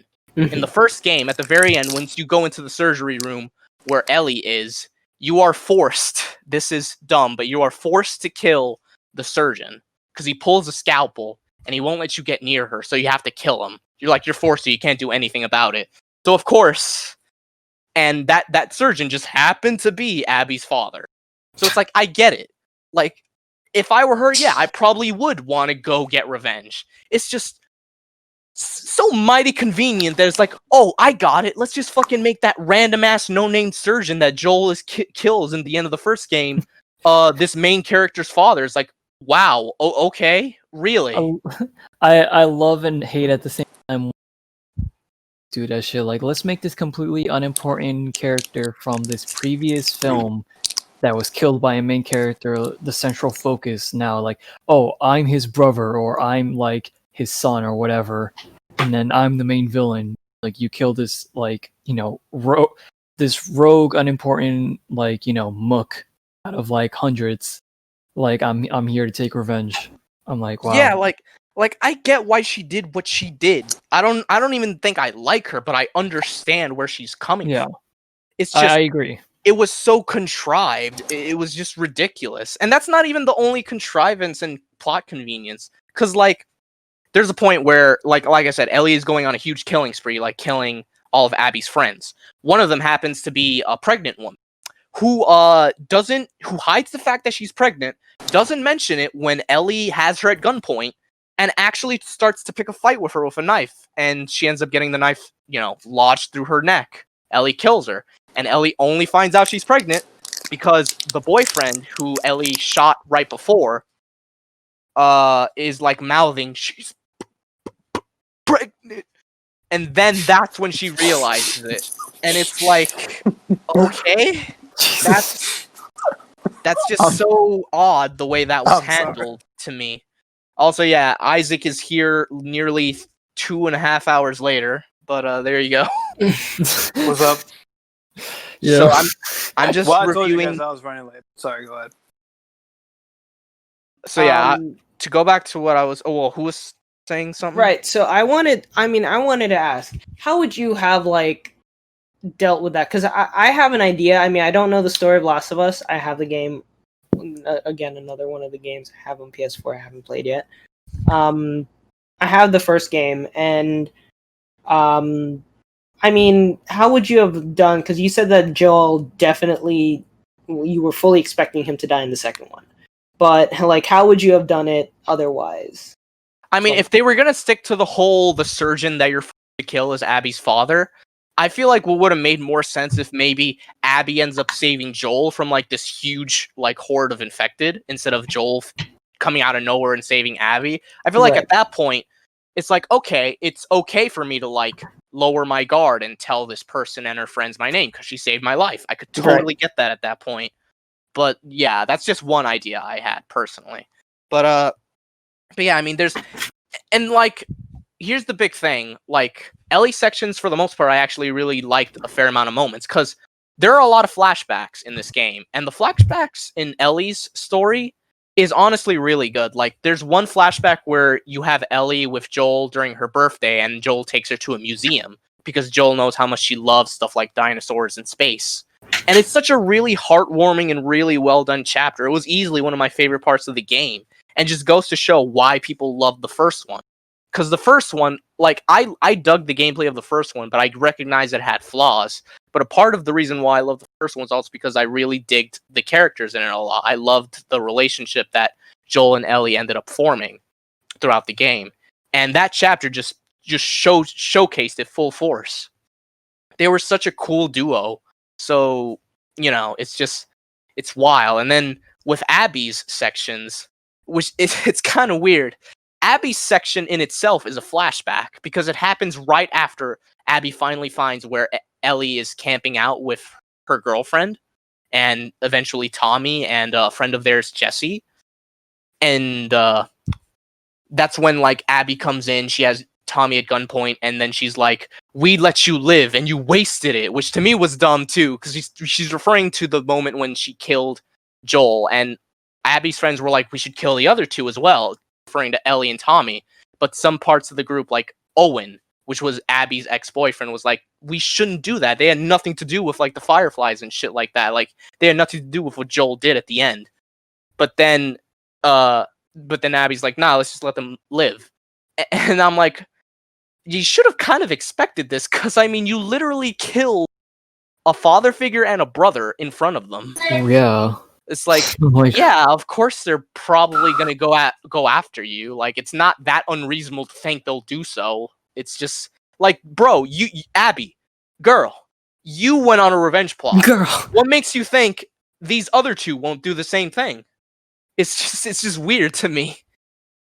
So yeah, like I'm reading, like, when I read the leaked plot and I read, how, exactly Joel dies, obviously we don't have the full context back then, but even just looking at it then, I thought I understand at some point he probably should, be killed off, but this was not honestly the right way to go about it. Like, I feel like, if anything, the way I feel Joel should have died was either taking one for the team or, like, just, I don't know, like, something. It doesn't even have to be like something heroic. Yeah, I don't think it has to be like, heroic. It just has to make sense. And I just don't think his death really made too much sense. Because, like I said, there's so many plot conveniences and plot contrivances with it. And like, it really felt contrived. And like I said, like, Abby's sections in itself is a flashback. But during the flashback, there's flashbacks. Like, during Abby's sections, you see, like, portions of her life when she's younger, like with Owen, for example, her ex-boyfriend and all that, back when they were actually still together and all that. And, like, I'm sorry, but for the most part, I just didn't like Abby and her friends. I just really couldn't. Like, I understood why Abby did what she did, as contrived as it was. I get it. I didn't really like her too much. I mean, I loved Laura Bailey's performance, but I didn't really like the character too much. And when it comes to Abby's friends, I mean, I didn't like any of them. Like, Owen, didn't really care for. The only thing I can really give him props for is that I like that he kind of calls out Abby for her revenge plot, because there's one point where he's considering, like, deserting the army group that they're a part of, the WLF, to go back to join the Fireflies. And Abby's, like, criticizing him for that. And then Owen's like, "Oh, what should I do then, Abby? Should I fucking go on across the country and find my parents' killers?" And all that shit. It's like, that's the one moment where I was like, hey, that's kind of cool, confronting such a crazy revenge plot. I didn't like Mel, which was the pregnant woman that Ellie killed. She was just dumb. She's pregnant. I think She was just she's pregnant and then she insists on fighting on the front line. Because if you don't know, Yeah, that's my whole thing with it. It's like, bro. like That Ellie's, sounds like that kind of line sounds like something out of a Trojan commercial. Jeez. it's because like Abby's group is the WLF, and they're fighting a war against a group called the Seraphites, which is like a very cultish sort of group. And this pregnant woman insists on being on the front lines, like fighting, and I'm like, bro, you're caring for two right now, or brah, you're caring for two right now. Like, why at not least just wait? be Yeah. safe? And make sure your baby is born. But no, she's like, fuck that. I'm gonna go out there and fight. It's like, oh man, if I die, shame about the baby, I guess. It's like, what the fuck? Yeah, if anything, don't fight, period, so you can raise your children. It's like what I said earlier. It's like Ellie has you at gunpoint. Maybe mention the fact that you're caring for two. It's like, please don't kill me. I'm pregnant. I have like a baby coming. But no, she never mentions it. She hides the pregnancy with like a heavy coat, and she never mentions it. It's weird to me. And like Manny, I especially didn't like. Fuck that guy. Manny was just a Hispanic that had a huge boner. He that was basically his characteristic. Manny fucked a lot of women, and that was it. Like that was it. Yeah. Like you don't learn much about him at all. He sucks. I mean his voice actor is good, but like the character is just worthless to me. I didn't give a shit when he died because spoiler warning, Tommy shoots him in the head and he loses an eye, and then he just kind of keels over. And I'm like, all right, whatever. It's like I don't care. It's just like it's so like literally this guy's characteristic is that he's Hispanic and that he's a poon hound. He just fucks a lot of women. That's Poon hound. So it's like I don't care. It's like I didn't care about any of her friend Abby's friends except for the two Seraphites that she ends up befriending, Lev and Yara. And this leads me to like the next bit of criticism. So the character of Lev is trans in the game. And I was wondering, I liked the character itself. Like I especially like the performance, the voice acting performance, but I was wondering how did the trans community take to that character's arc? Because it's a girl that identifies as a male. Because originally Lev's name was Lily, and that's actually why Lev and Yara are defuncting from the Seraphite group because they're transphobic, I guess. But what a surprise! But I was wondering how the trans community took to the character of Lev, and from what I'm gathering, a lot of them were not happy with it because all of Lev's character arc is just nothing but turmoil and grief. Like grief about like his parent not accepting him for who he is, about anyone from his group accepting him from who he is, and nothing. It's just nothing but misery for his character arc. And the trans community doesn't seem to like that because there's so much more to identifying yourself as trans and discovering that about yourself than just the misery from like not being accepted. There's the the positivity from feeling like yourself for the first time and stuff like that. And they never really showcase that for the most part. Yeah, just describing that whole thing, like it doesn't really sound like good. Sort of, if their whole goal was to represent like the trans community with a character, that doesn't really sound like they met their goal. Honestly, it just felt like they were trying to be a bit too emotionally manipulative because trans people are people. Like there's a lot of like hardships with coming out as trans, but there's a lot of positives to it as well. And yeah, admittedly, once I read all this, like what the trans community felt, it's like I completely get that because the game doesn't really showcase much of the positive side of it at all, and I feel like that should be a thing they should showcase because trans people have their ups and downs just like everyone else. Like the only really like positive thing I could really say is that I did like that Lev's sister Yara. At first, she didn't accept him, but she felt so bad about it. She seeked him out and everything, and she ends up sacrificing herself to let Lev and Abby go because the WLF have them cornered. But then Yara like shoots the commander, who's by the way the commander of the WLF, Isaac. He's a nothing character. You meet him like twice, and that's it. But I'm in the game. Whoa. No, but I don't think you want to be in Last of Us 2, Isaac. Yeah, Actually, I second thought. Yeah, I'm good. But yeah, Yara, like the fact that Yara like scolded Lev, but then tried to understand her Lev for who he is, and eventually came to accept him. I thought that was kind of nice. But yeah, overall, I totally get where the trans community is coming from. in regards to the way his character arc is handled. But like, yeah, like overall, the game just feels so disjointed and so emotionally manipulative to me. That's like the biggest criticisms I have in regards to this story and the writing, which sucks because I do think there are a lot of legitimately good things about it. Like I said, a lot of the flashbacks, especially with Ellie, are really, really good. And for the most part, in general, I liked Ellie's side of the game. But it's just, you play as Ellie, killing all of Abby's friends, and then you play as Abby, like, interacting with this friend group through various flashbacks and stuff, and it's like, I'm sorry, but I'm not going to get attached to them or feel sorry when I just saw them die a few hours ago. It's just not going to happen. Like, I don't care. And yeah, it didn't work. That's the big thing. I feel like the game's like story would have worked a lot better if maybe it was reversed. Like maybe it went in order instead of like jumping around at so many different points. It was just really weird to me. And like I said earlier, the other big thing is that it's felt really emotionally manipulative in regards to a lot of the examples I mentioned earlier. And to give another one, there's the point where Ellie is forced to kill Abby's dog. Like, there's nothing you can do. You have to. I remember you talking. Because the dog pounces on her, and then you have to mash square, and then Ellie kills the dog. Damn. And then, like, maybe an hour or two later, you're starting Abby's section, and one of the first things you do is you play catch with her dog. Like, you play fetch. Like, match with the dog you just fucking killed. And I'm like, are you really trying to make me feel bad for something I was forced to do that you gave me no choice? Like, I'm sorry, but that's not how it works. That's not going to work at all. Excellent writing.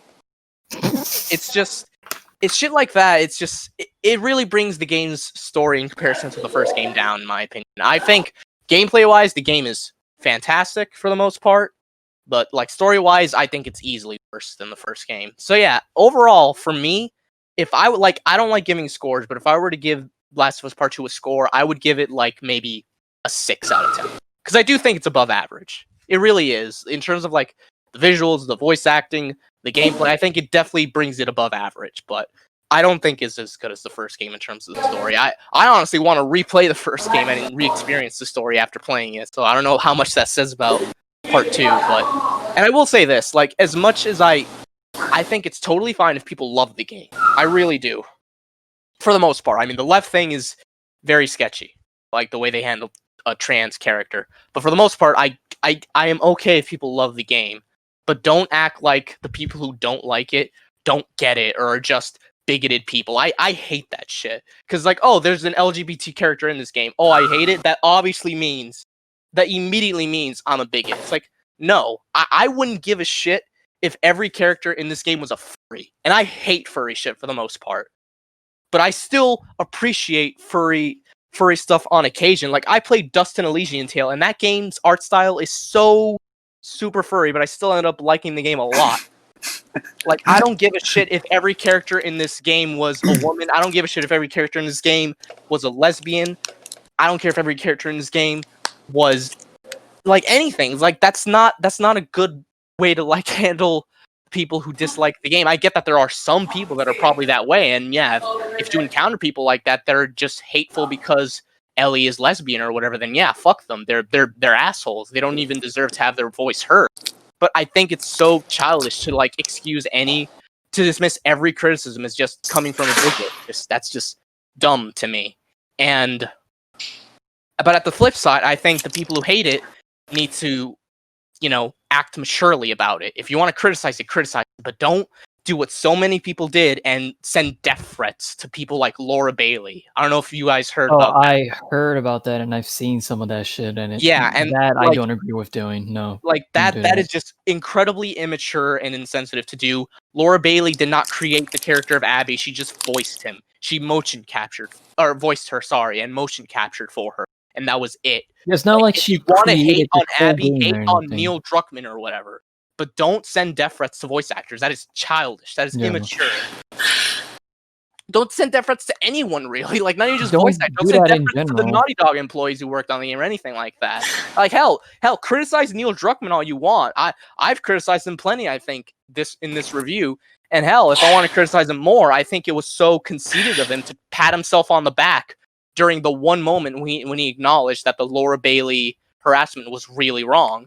But like, even with him, don't send death threats and shit like that. That just immediately makes you look childish. That's some scary shit, bro. How can you hate on an actor for playing a character that you didn't like? Especially Laura Bailey, like really, Dude, she is such an awesome voice actress. Why would you send death threats to a person like her? It doesn't matter if you're pretending or if you're for real. If you're for real, then help. But either way, don't threaten a person's life over media. That's like me beating up on it's just not worth it. That's like me beating up on the Yankees mascot because they lost the game. Like, nah, man, that's just a representative. That's like a mascot. Isaac, do you remember that Billy and Mandy Christmas special when everyone started beating up Scar because they found out he was a fake mall Santa? I think I do, yeah. It's just a job. I think it's stupid. They shouldn't be doing that. I feel like if you're not if you don't like that stuff and you think it's a political ploy, then you seriously shouldn't be playing video games. I mean, I don't know what to tell you, but just the fact that a lesbian is the main character should not be a reason to for you to say this game sucks.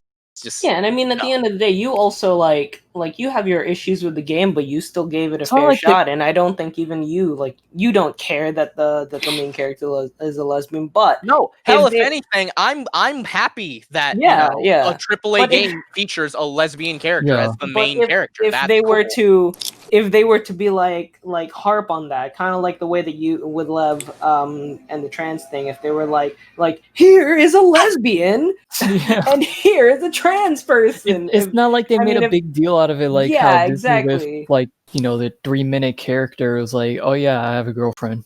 Yeah, and I feel like if that happens, if people are like, if the game company was like, here is a lesbian, by the way, this is our main character, then yeah, I mean, there's a problem there. You made that sound like it was a game show, Lawrence.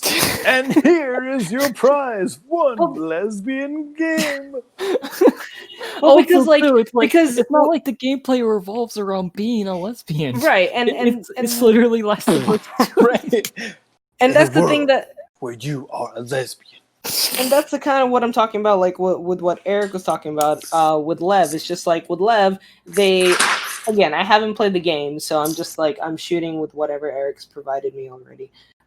Like with Lev, they kind of played on the fact that like this person is a trans person. This person is in the game. Just letting you all know. It's like good for them. Isn't it being trans so hard, everyone? Isn't it so hard? Yeah, right. And it's like, sure, more trans representation. Good for you for doing that. But now it just kind of feels like you're putting it like it's kind of like not forcing it. It's kind of like a bumper sticker, It's like, trans lives matter, like whatever, like on the bumper sticker of this game, and it's like. That's not how I wanted this to happen, Like, I would have been more appreciative if, like, it just, like, you just kind of find out, or, like, it's not shoved down your throat as, like, I don't even think it's shoved down your throat, because it's not like they utter the word trans in the game. I should note that with Lev. It's just very obvious that he's trans. Well, let me ask, how well does it, like, digest naturally? Like, does it at all, or not? What do you mean exactly? Like the fact that they're trans. Like, was I able to accept it? No. Like when they introduce it into the game and like a factor in the writing and all that. I'm okay with the character being trans. No. Like I feel like they need to represent the community better. No, I mean like the way that you felt. Like not like, oh yeah, do you accept it, or like is this acceptable? On the player, but like, how did you feel about its execution? It didn't really feel forced. Like, it's not like they're every 2 minutes they're going, I'm trans with Les or anything. But at the same time, I don't think I'm the best person to ask in regards to that, because I'm not trans. Yeah, I'm a white guy who's perfectly happy being a guy. I don't think you should ask me about that. No. I mean, but like how did you, like, not in terms of like, did it do it faithfully? Just like in terms of like, was it like, how did it come across, like, again, like, forcefully, or was it like It didn't come across forcefully, no. It just seemed to, from what I've read, it didn't accurately represent a trans person very well. But it didn't feel forceful. No. I feel like the game's problems are basically just their own writing, not as much with like just the game itself. It was just these people just made a shitty story. I heard about the LGBTQ problems with the story. I didn't bother to look into it because it came off like, I looked at it on Twitter.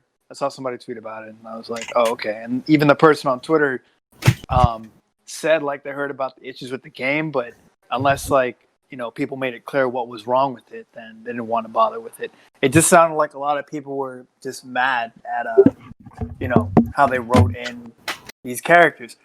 You know, to be fair, to give, you know, Naughty Dog props for writing in these characters, it's not easy to write them in because, like, you know, God knows how many, like, how many of those characters can you count in movies, in TV shows? I think in shows maybe more, but like in movies, I can't tell you one that I remember off the top of my head. I can tell you, like, you know, some movies that stand out, but if they're not already, you know, if the movie isn't already about like, you know, being lesbian or being trans, then I can't pick one out. So, like, I get it. Like, the problem was with the writing. They did shitty writing, but it's a video game. Calm your tits. Yeah. It really is. Like, even the people that, like, not saying that they shouldn't write better characters and, you know, have a better story. They always should, because at the end of the day, I feel like the real problem is, like, first off, why the fuck are you charging $60 for this shit? Like, this is not it. Even after the leak, I'm surprised that people still bought it day one. Maybe besides the dedicated fans. Like, they probably wanted to see, like, is this really Last of Us 2? And also, like, if you, I mean, like, for example, Eric is a big fan of, like, The Last of Us, right? And so, like, me too. Yeah, he played it. No, me too. I'm a huge fan. Yeah. So, like, he played it to form. Like, I feel like a lot of people, like, they play it to form their own opinion, and especially, like, if you're a fan of the first one, even if you hear that it sucks, I feel like you would play it anyways just to see what they do with it. No, of course. I mean, I wouldn't pay $6. I mean, like, it just depends. Like, I took the bullet. I don't know if it's worth $60, Lawrence, but don't get me I wrong, took the like, bullet to get the full context. People buy. Don't get me wrong. Like, when I say like, why would people buy it day one? I'm just saying that, like, objectively, I just feel like when the game leaked, I looked at the leaks, right, and I read about it, and, you know, I felt like it wasn't worth a day one buy. You know, like, you know how people, they line up to buy the game or they pre-order it, you know, for the bonus material. I even saw the bonus material for the game and it wasn't worth it. It was just like a guitar and a t-shirt. I'm like, all right, great, thanks. I can get this at Guitar Center and Macy's. Like, you know. Hopefully you have the fingers to play it. Yep. Hopefully, yeah. Yeah, but, like, I just didn't feel like it was a day one buy. That's just my opinion. But maybe someone else did. But yeah, Eric, you were saying? I just feel like people get way too political over video games nowadays. It's kind of sad. Like, when at the end of the day, the real question you should be asking is, why is this $60? And why is, like, you know, why is the company not putting out better games at the end of the day, you know? Well, let me ask, how much would you pay for Last of Us 2? Me personally? Anyone? Anyone? Not $60. I can't give you a price, but, like, I would just say, like, I don't feel like it was worth the full price of the game for what we got. I feel like, well, all right, let me rephrase that. I'm sorry. I would pay full price for it. The only reason I say that is I feel like they could have done better with the story. That's about it. Would I pay full price for it? Yeah. Was it worth the full price? I feel like they could have done better in that. You know, they could have given us more for what we got out of the sequel. But so, like, to elaborate on that, I'm just gonna say that and go. But because, all right, look at Last of Us 1, right? One of the biggest games, well, game of the year when it came out. Really good. You know, like, amazing visuals. Like, Hollywood was like, damn, we got to make a movie about it. It's going to get its own TV show now, I think, on Netflix. I don't know, but it is getting a TV show. It's getting a show, right? Okay. Yeah. So, I mean, so basically, I'm saying like the first game was huge. So, like the main thing that sold it was the story. I just personally didn't like how they made it. Like Eric basically said, that they made it focus a lot on, making the player feel like shit over certain things, all these cheesy twists. I feel like what you play Last of Us for, the gameplay, yeah, but you really come for it for the story, especially if you're a fan. Yeah, I feel like depending, it's not about like I feel like with each game, obviously, especially with something like this, they even did that a little bit with like other AAA titles, Spider-Man also being one of them. But like, it's not about like trying to be too political, or from the fan or from the perspective of the from the game company. It's just about like, can you like as a gamer, do you accept that? And I know there's a lot of gamers who will sit there and say like stop doing all this like extra stuff and just make a good game. And it's like, no, I really don't, because it's like that's been a problem for a really long time, right? There isn't like as much representation from like these groups of people within the game industry on both sides, consumers, and even people who design the games, and also characters in the game. And you feel a little good. And so I think, in my opinion, I feel like including Lev and having and Abby being like a lesbian hero, Abby, Ellie being like a lesbian hero, just kind of like it's a step in the right direction, but I don't think it's enough. Obviously, it's not. We're not gonna sprinkle, you know, we're not gonna sprinkle LGBTQ and like political things all over the games and stuff like that, because that's not the purpose of it. But it's about normalizing these things, right?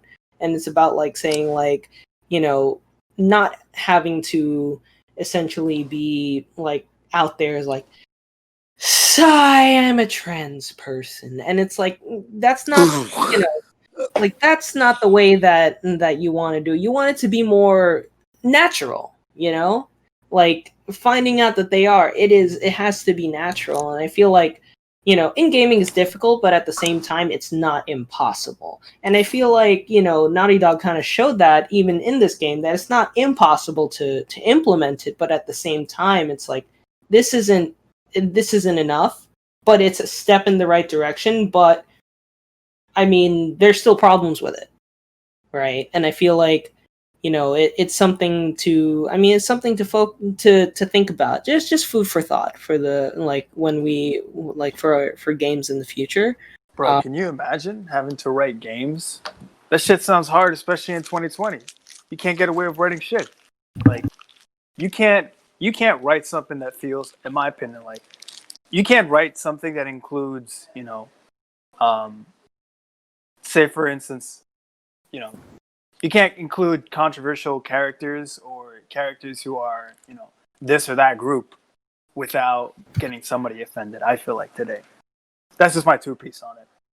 My 2 cents. Eric, your thought, since you played the game. In regards to what? Sorry. Like what we're talking about, like representation, like implementing that in like video games. I mean, I feel like I'm all for representation. I just think it needs to be handled delicately and handled well. Like they need to feel like actual people, and not just like like their whole character shouldn't be their sexuality or their identity. And it seems like in regards to all the trans people I listened to, in regards to Lev in Last of Us Part 2, they didn't handle it to the best of my ability. I'm glad more games are willing to finally let LGBT crowd be main characters in the games, but just handle it better. Honestly, Right. Don't just use it as a plot device as well. Obviously, don't do that. Yeah. Ray, do you have any thoughts on that? You guys pretty much hit all the nails on the head. Like, obviously, yeah, just if you're gonna have a character like that, just don't have their whole character. Yeah, I'm this, or I'm going through this difficulty. Like, yeah, I'm. It's fine to like sprinkle in some of that, like just Yeah, like it's totally fine to mention and talk about Yeah. some of the hardships that trans people have, but don't just make that the only focus. Like, if I can bring up an example, and I know this is completely different tone and genre shift, but the Rocco's Modern Life movie on Netflix right now, which it features a transsexual character. I guess spoiler for those who haven't seen it, and it's of a character who was in the show proper, but the way they introduce it is like completely natural. Like they don't really like just zone in on it. They just mention the fact that, hey, by the way, guys, I'm not really this person. Like this is my name now, and the main characters are like, hey, that's cool, and so they move along with the rest of the special as normal, and then it only becomes a plot point when one of the main characters' parents they find out about the fact that they're a different gender now, and it's hard for them to accept, and it plays into the whole movie's theme of trying to accept things that are happening in today's modern age and just having trouble adjusting to it, because the whole theme of the movie is like Rocco and his friends are in space for like 20 years, so they haven't seen how society has evolved with technology and all. We don't have like rental stores and everything. Now we have like streaming services and such. And so the whole thing with LGBT being more of like a represented and accepted kind of thing, and something that's celebrated now, like it's hard for some people still now to really adjust up to that. And I think the way that, if you watch the movie, the way they approached it was very appropriate and not really offensive to the community in that regard. And from reviews I've heard of transsexual people who've watched that movie, they really liked how they approached it. So I'm thinking with this game, like, and basically any piece of media, if they're going to go about that, and if they're going to try to make it a plot point, just, I guess, be careful with how you do it, and just make sure that they're more of just a character than just that one particular quality. Yeah. That's perfect. I actually totally forgot that there was a Rocco's Modern Life movie on Netflix. I highly recommend it. Yeah, I forgot that was the thing. I want to watch it, but Yeah. I forgot it happened. Yeah. Now we got more reason to do it. All right, let's see. What are we doing? Like, do you guys want to talk about last thing or no? It's late. We could. What'd you say? It won't take long though. We could just spend like last couple minutes just talking about it, just to get away from. How long are we up to though? 3:15. I think we. All should right, yeah. Here. Damn. Let's just discuss it real quick. All right. All right. So the last discussion: Will Smith and Jada Pinkett's open marriage. Okay, no, no. Eric, Sorry, I'll stop. Eric, go ahead. So after I finished Last of Us, ironically enough, the next game I played was SpongeBob Battle for Bikini Bottom Rehydrated. It's wild to go from such a depressing game like that to SpongeBob, but I wanted to play it because I have a lot of fond memories of the original game. I have a lot of nostalgia for it and all that.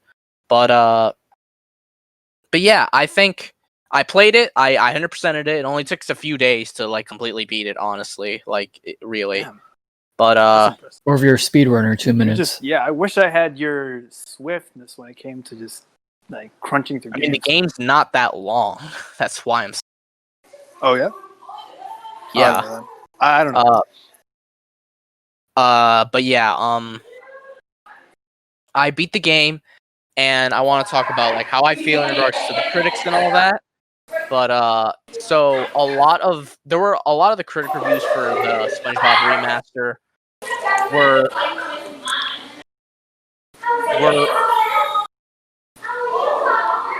Yeah. Were really negative and like super negative. Like so many. There were the lowest review score I saw was a 2 out of 10 from GameSpot, and I just feel like after playing it, my personal review for the game, short and sweet. I think it's really fun. It has its issues. Like there are definitely some technical issues.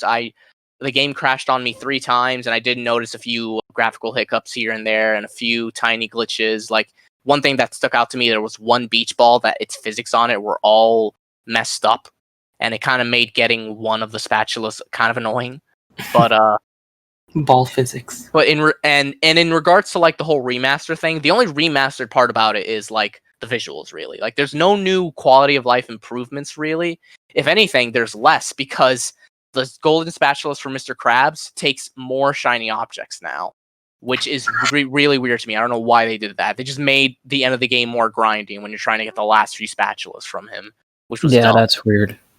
But yeah, like there's not much in the form of a remaster. It's just the visuals look a lot better. In my opinion, I really do think this is a much better look than the original game, even though the original game obviously bad by any means. But yeah, like I think honestly, I really felt like they wanted to go above and beyond with this remaster, like to the level of Crash and Spyro, but they just weren't given the time and the money.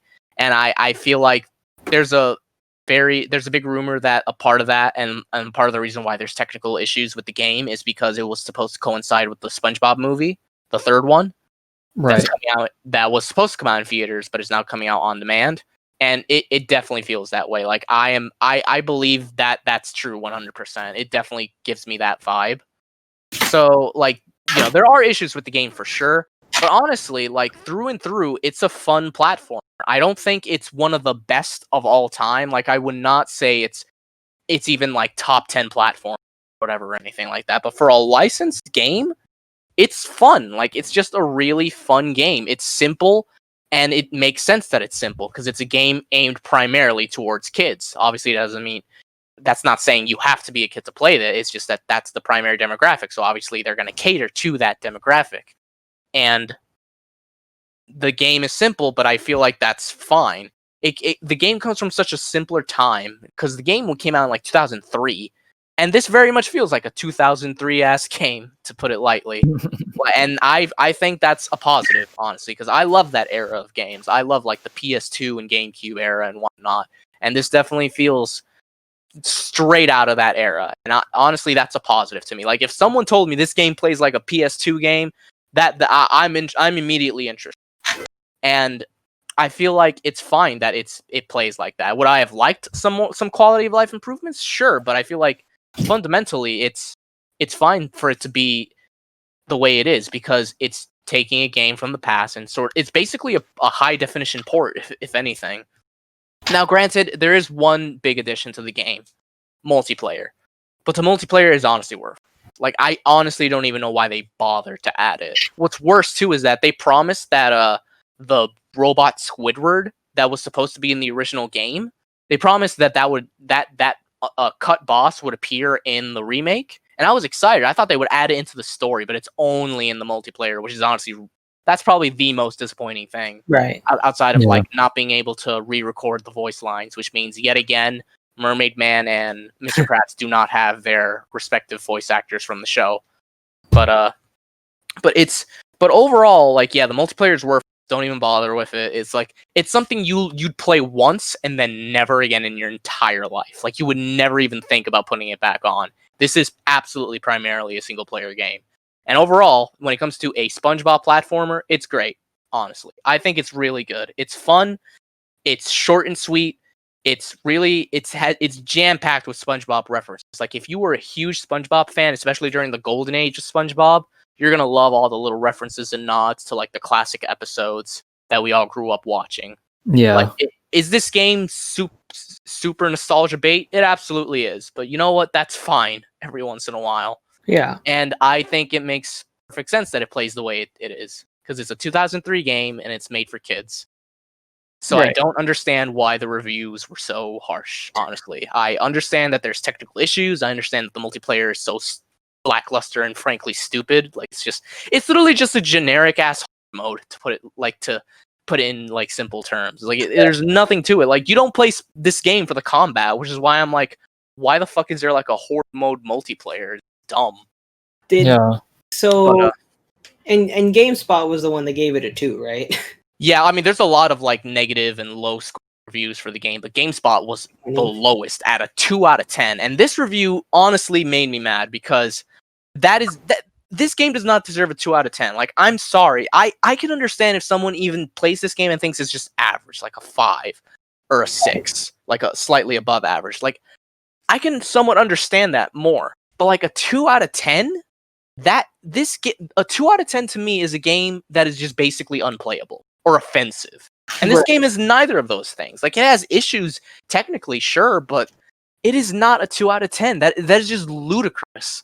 And the fact, and that's not even the only review that had just some such weird points. Like, there was one, I think it was during the IGN review, there was a point they made where it's like, this game just doesn't have like much fuck, what was the quote? I know I mentioned it in like the group chat with me, Ray, and Lauren.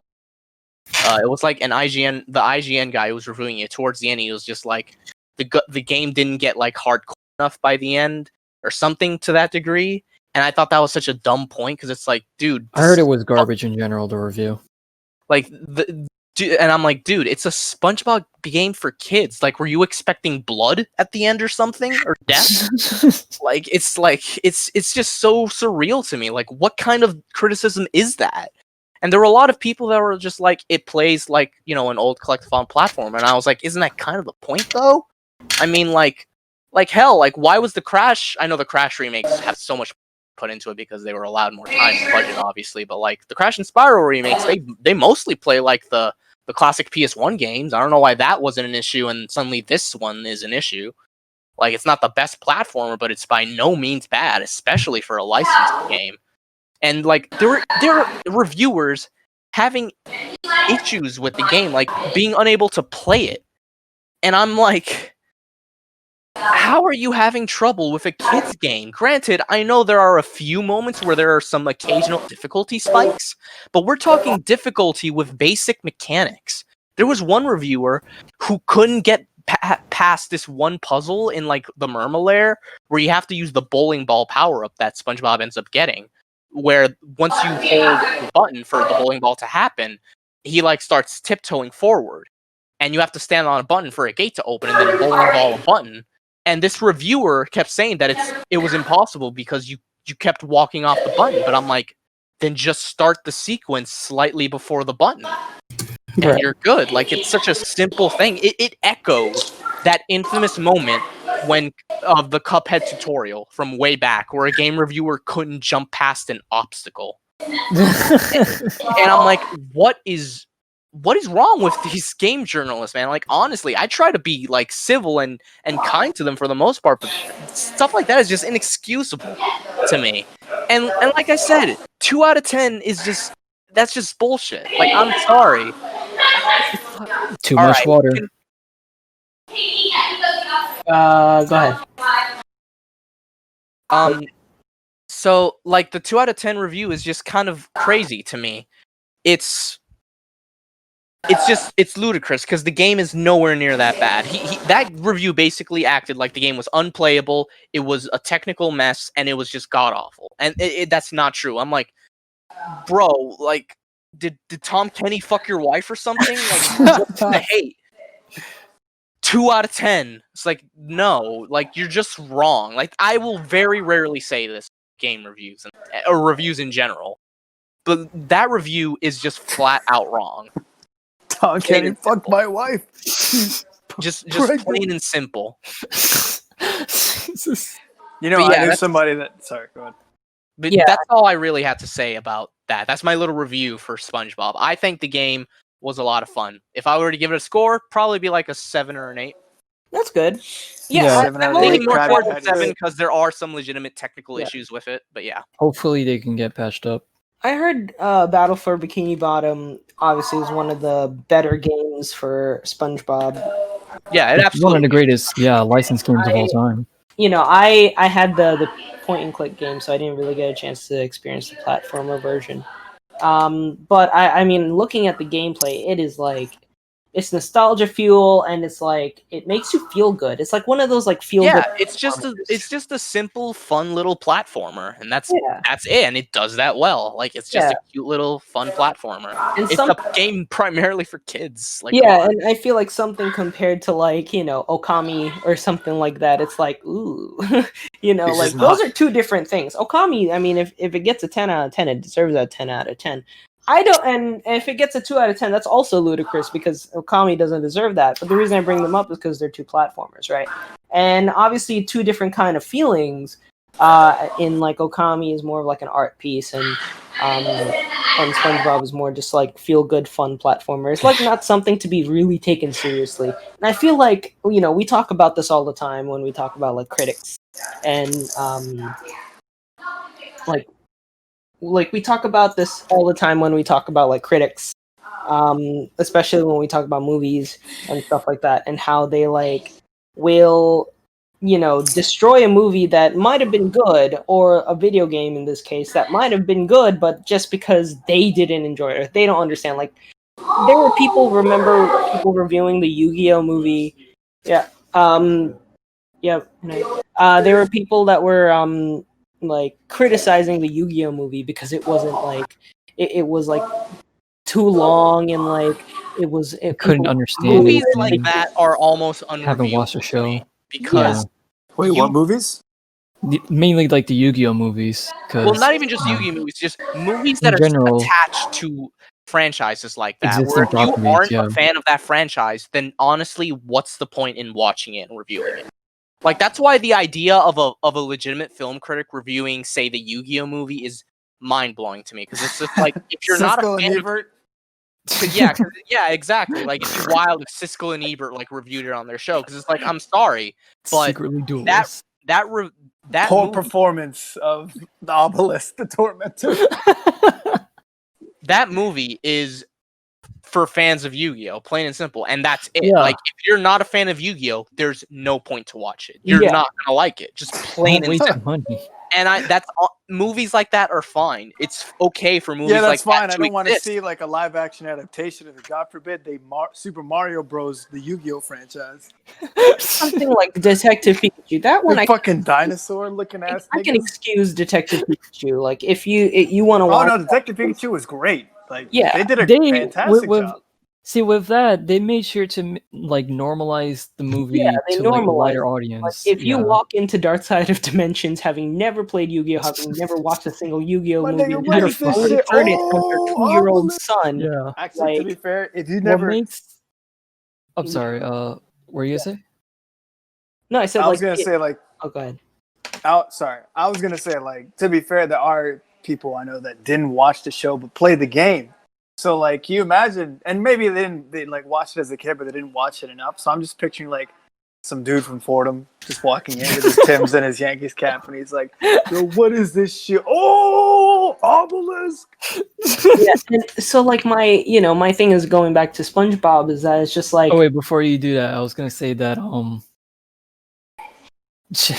yeah, you go on with your point. I just forgot about it. so like, you know, when it comes to like SpongeBob, that game, it's like it does feel like one of those like games that like, you know, even back in the day when I first saw it, it was one of those games that was good, but it wasn't like you know, nobody ever took it as seriously as like Sly Cooper, Jack and Daxter, and some stuff like that. That Right, you I feel played like, it if you were a fan of the show. yeah, and like like again, there was a time way back in the day when like, you know, when those PS2 games, like even a lot of shovelware were actually really good.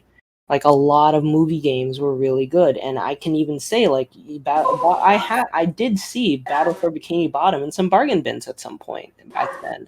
A And hidden gem. yeah, but like it's a hidden gem. It is one of those things, and I'm glad that like there is like a cult, essentially a cult following behind it because it's really a good game, and that you know, they went out and said, let's remake this game because it looks like people enjoy it.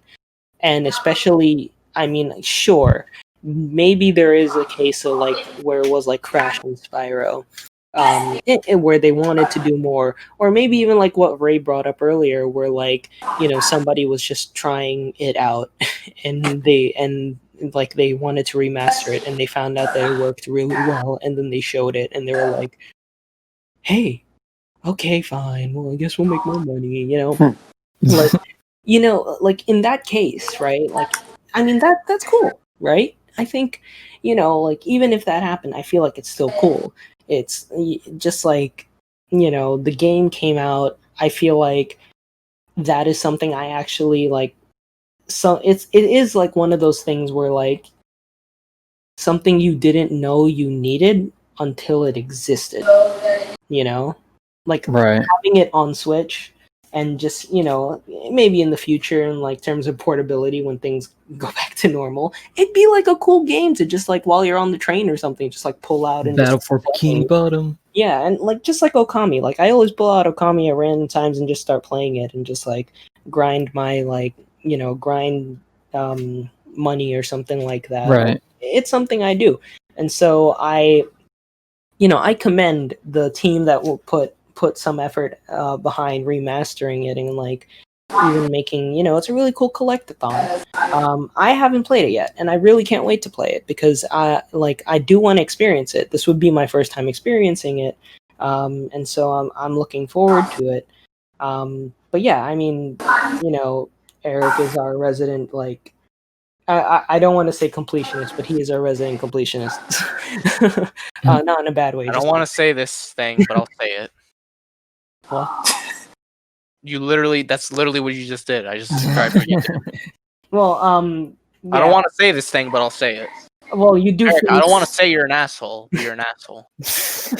But you, God, Jesus. I would like to help you, but I can't help you. You finish games at a much more I'm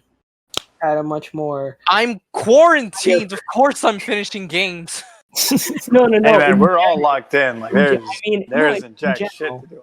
I mean, in general, like you Besides finish finishing games at a games. much higher rate than we do, and so that's why like we you the core game reviewer, we appreciate it, and good that you actually finished the game. On that note, before We're giving titles out here, Lawrence. What's my title? Weatherman. Anyways, Weatherman. Oh, one thing I did want to say, because I remember the reason why Detective Pikachu in retrospect did so well is because they really did normalize the movie where if you're a fan of Pokemon, you can go into that movie with like full knowledge of whether it's the anime or the games, and you'll recognize things in the movie that like, oh yeah, this definitely feels like it would be a part of the Pokemon universe, whichever continuity you decide to go with. But then you also have the people who are new to Pokemon going in, and they're just learning about the world, and they ease people in, like they're not throwing too many concepts at their face, like everything just feels completely normal. And that's also part of why they had so many Gen 1 Pokemon and started easing in all the other Pokemon into that movie as well. right. So I feel with that movie they did a really good in terms of like expanding and also keeping in like their core audience at the same time. That's all I want to say. Okay. Well before we head out, I wanted to ask Eric one more thing. Eric, what is the next game you're gonna play? All right. Well, first I was gonna finish a thought earlier. Oh yeah, and I got interrupted. But You go ahead. so I was just gonna say, because it was during the whole Yu-Gi-Oh sidetrack rant that someone started here. Most likely Lawrence, because he loves just sidetrack rants. But in regards to like reviewers and all that, and this point that I'm gonna make isn't even just specifically for like movies attached to big franchises like that, or it's solely for like fans and all that. It's just in general, I think everyone needs to realize that not everything is meant to appeal to them. There's absolutely going to be some things that are for a primary demographic, a demographic that you're just not going to be a part of, and that's fine. Not everything is going to appeal to you, which is why it's perfectly okay for movies like the Yu-Gi-Oh movies, or Pokemon movies, not counting Hey You Pikachu there. I mean like the legitimate Pokemon movies that actually came out in theaters and everything, just like Yu-Gi-Oh. Like it's okay for things like that to come out and exist and be basically unreviewable, because they're meant for fans of that franchise, plain and simple. It's okay for things like that to exist. If you're not a fan of that franchise, that movie is worthless to you, and that's perfectly fine because nothing is going to appeal to everyone. Right. And that's basically the point I wanted to make, and that's not even just it's just with everything. There's like I don't give a shit about say Nintendo Labo, but I'm not gonna act like it shouldn't exist. I absolutely see the appeal for like little kids and such. Like I'm not gonna act like everything Nintendo makes needs to appeal to me. That's stupid. And you also shouldn't say something is like shit or the shit if you haven't really had an experience with it. Yeah, especially that too. Like if you never say played a game and all you want to do is just shit talk it. I mean, you're allowed to have your opinion, but at the same time, if you're being dumb and all that, everyone else has as much right to criticize your opinion for being shit. Yeah. At the same time. Like, at least know what you're talking about. But yeah, that's all I was really meant to say. In regards to what game I'm going to play next, I don't really have a clue. After I finished SpongeBob, I started watching some Fate anime, and I actually finished up. I finished up most of the Fate anime I haven't seen outside of like Carnival. Well, Carnival Phantasm is more Type Moon in general. It has Tsukihime and K and K stuff in it. And I haven't seen any of the Prisma Ilia stuff. So I'm delaying the Prisma Ilia stuff as much as possible at this point, probably. But yeah. Go watch that's what I've been doing lately, watching anime. I don't know what game I'll play next. I have not decided. All right. Well, we have talked your ear off for the last 3.5 hours, but thank you guys for joining us for our special episode number 30. How long was this? 3 hours and 40 minutes. It's also 1:34 a.m. for people at home. Yeah, but next time, can we not start so late? Yes. I would like to thank everybody, even if there are dozens or tens of fans, or ones of fans who join us here. Especially those who listen up to this point. And we have, it's been a journey. It's been fun the past 3 years, and I'm looking forward to what we can do. Next time, hopefully episode 50. That's the next milestone. But we'd like to thank you guys for joining us. This is episode number 30 of the Inkling Brothers podcast. My name is Royal Du Lorenzo. I'm the Blue Squid here on the Inkling Brothers podcast. My name is Ray, also known as Meatloaf Man. I am the Squid here on the Inkling Brothers podcast. I'm pregnant. Bro. And I'm Eric. All right, everybody. And we will catch you guys next time. Have a good day, everybody. See you guys. Thank you so much.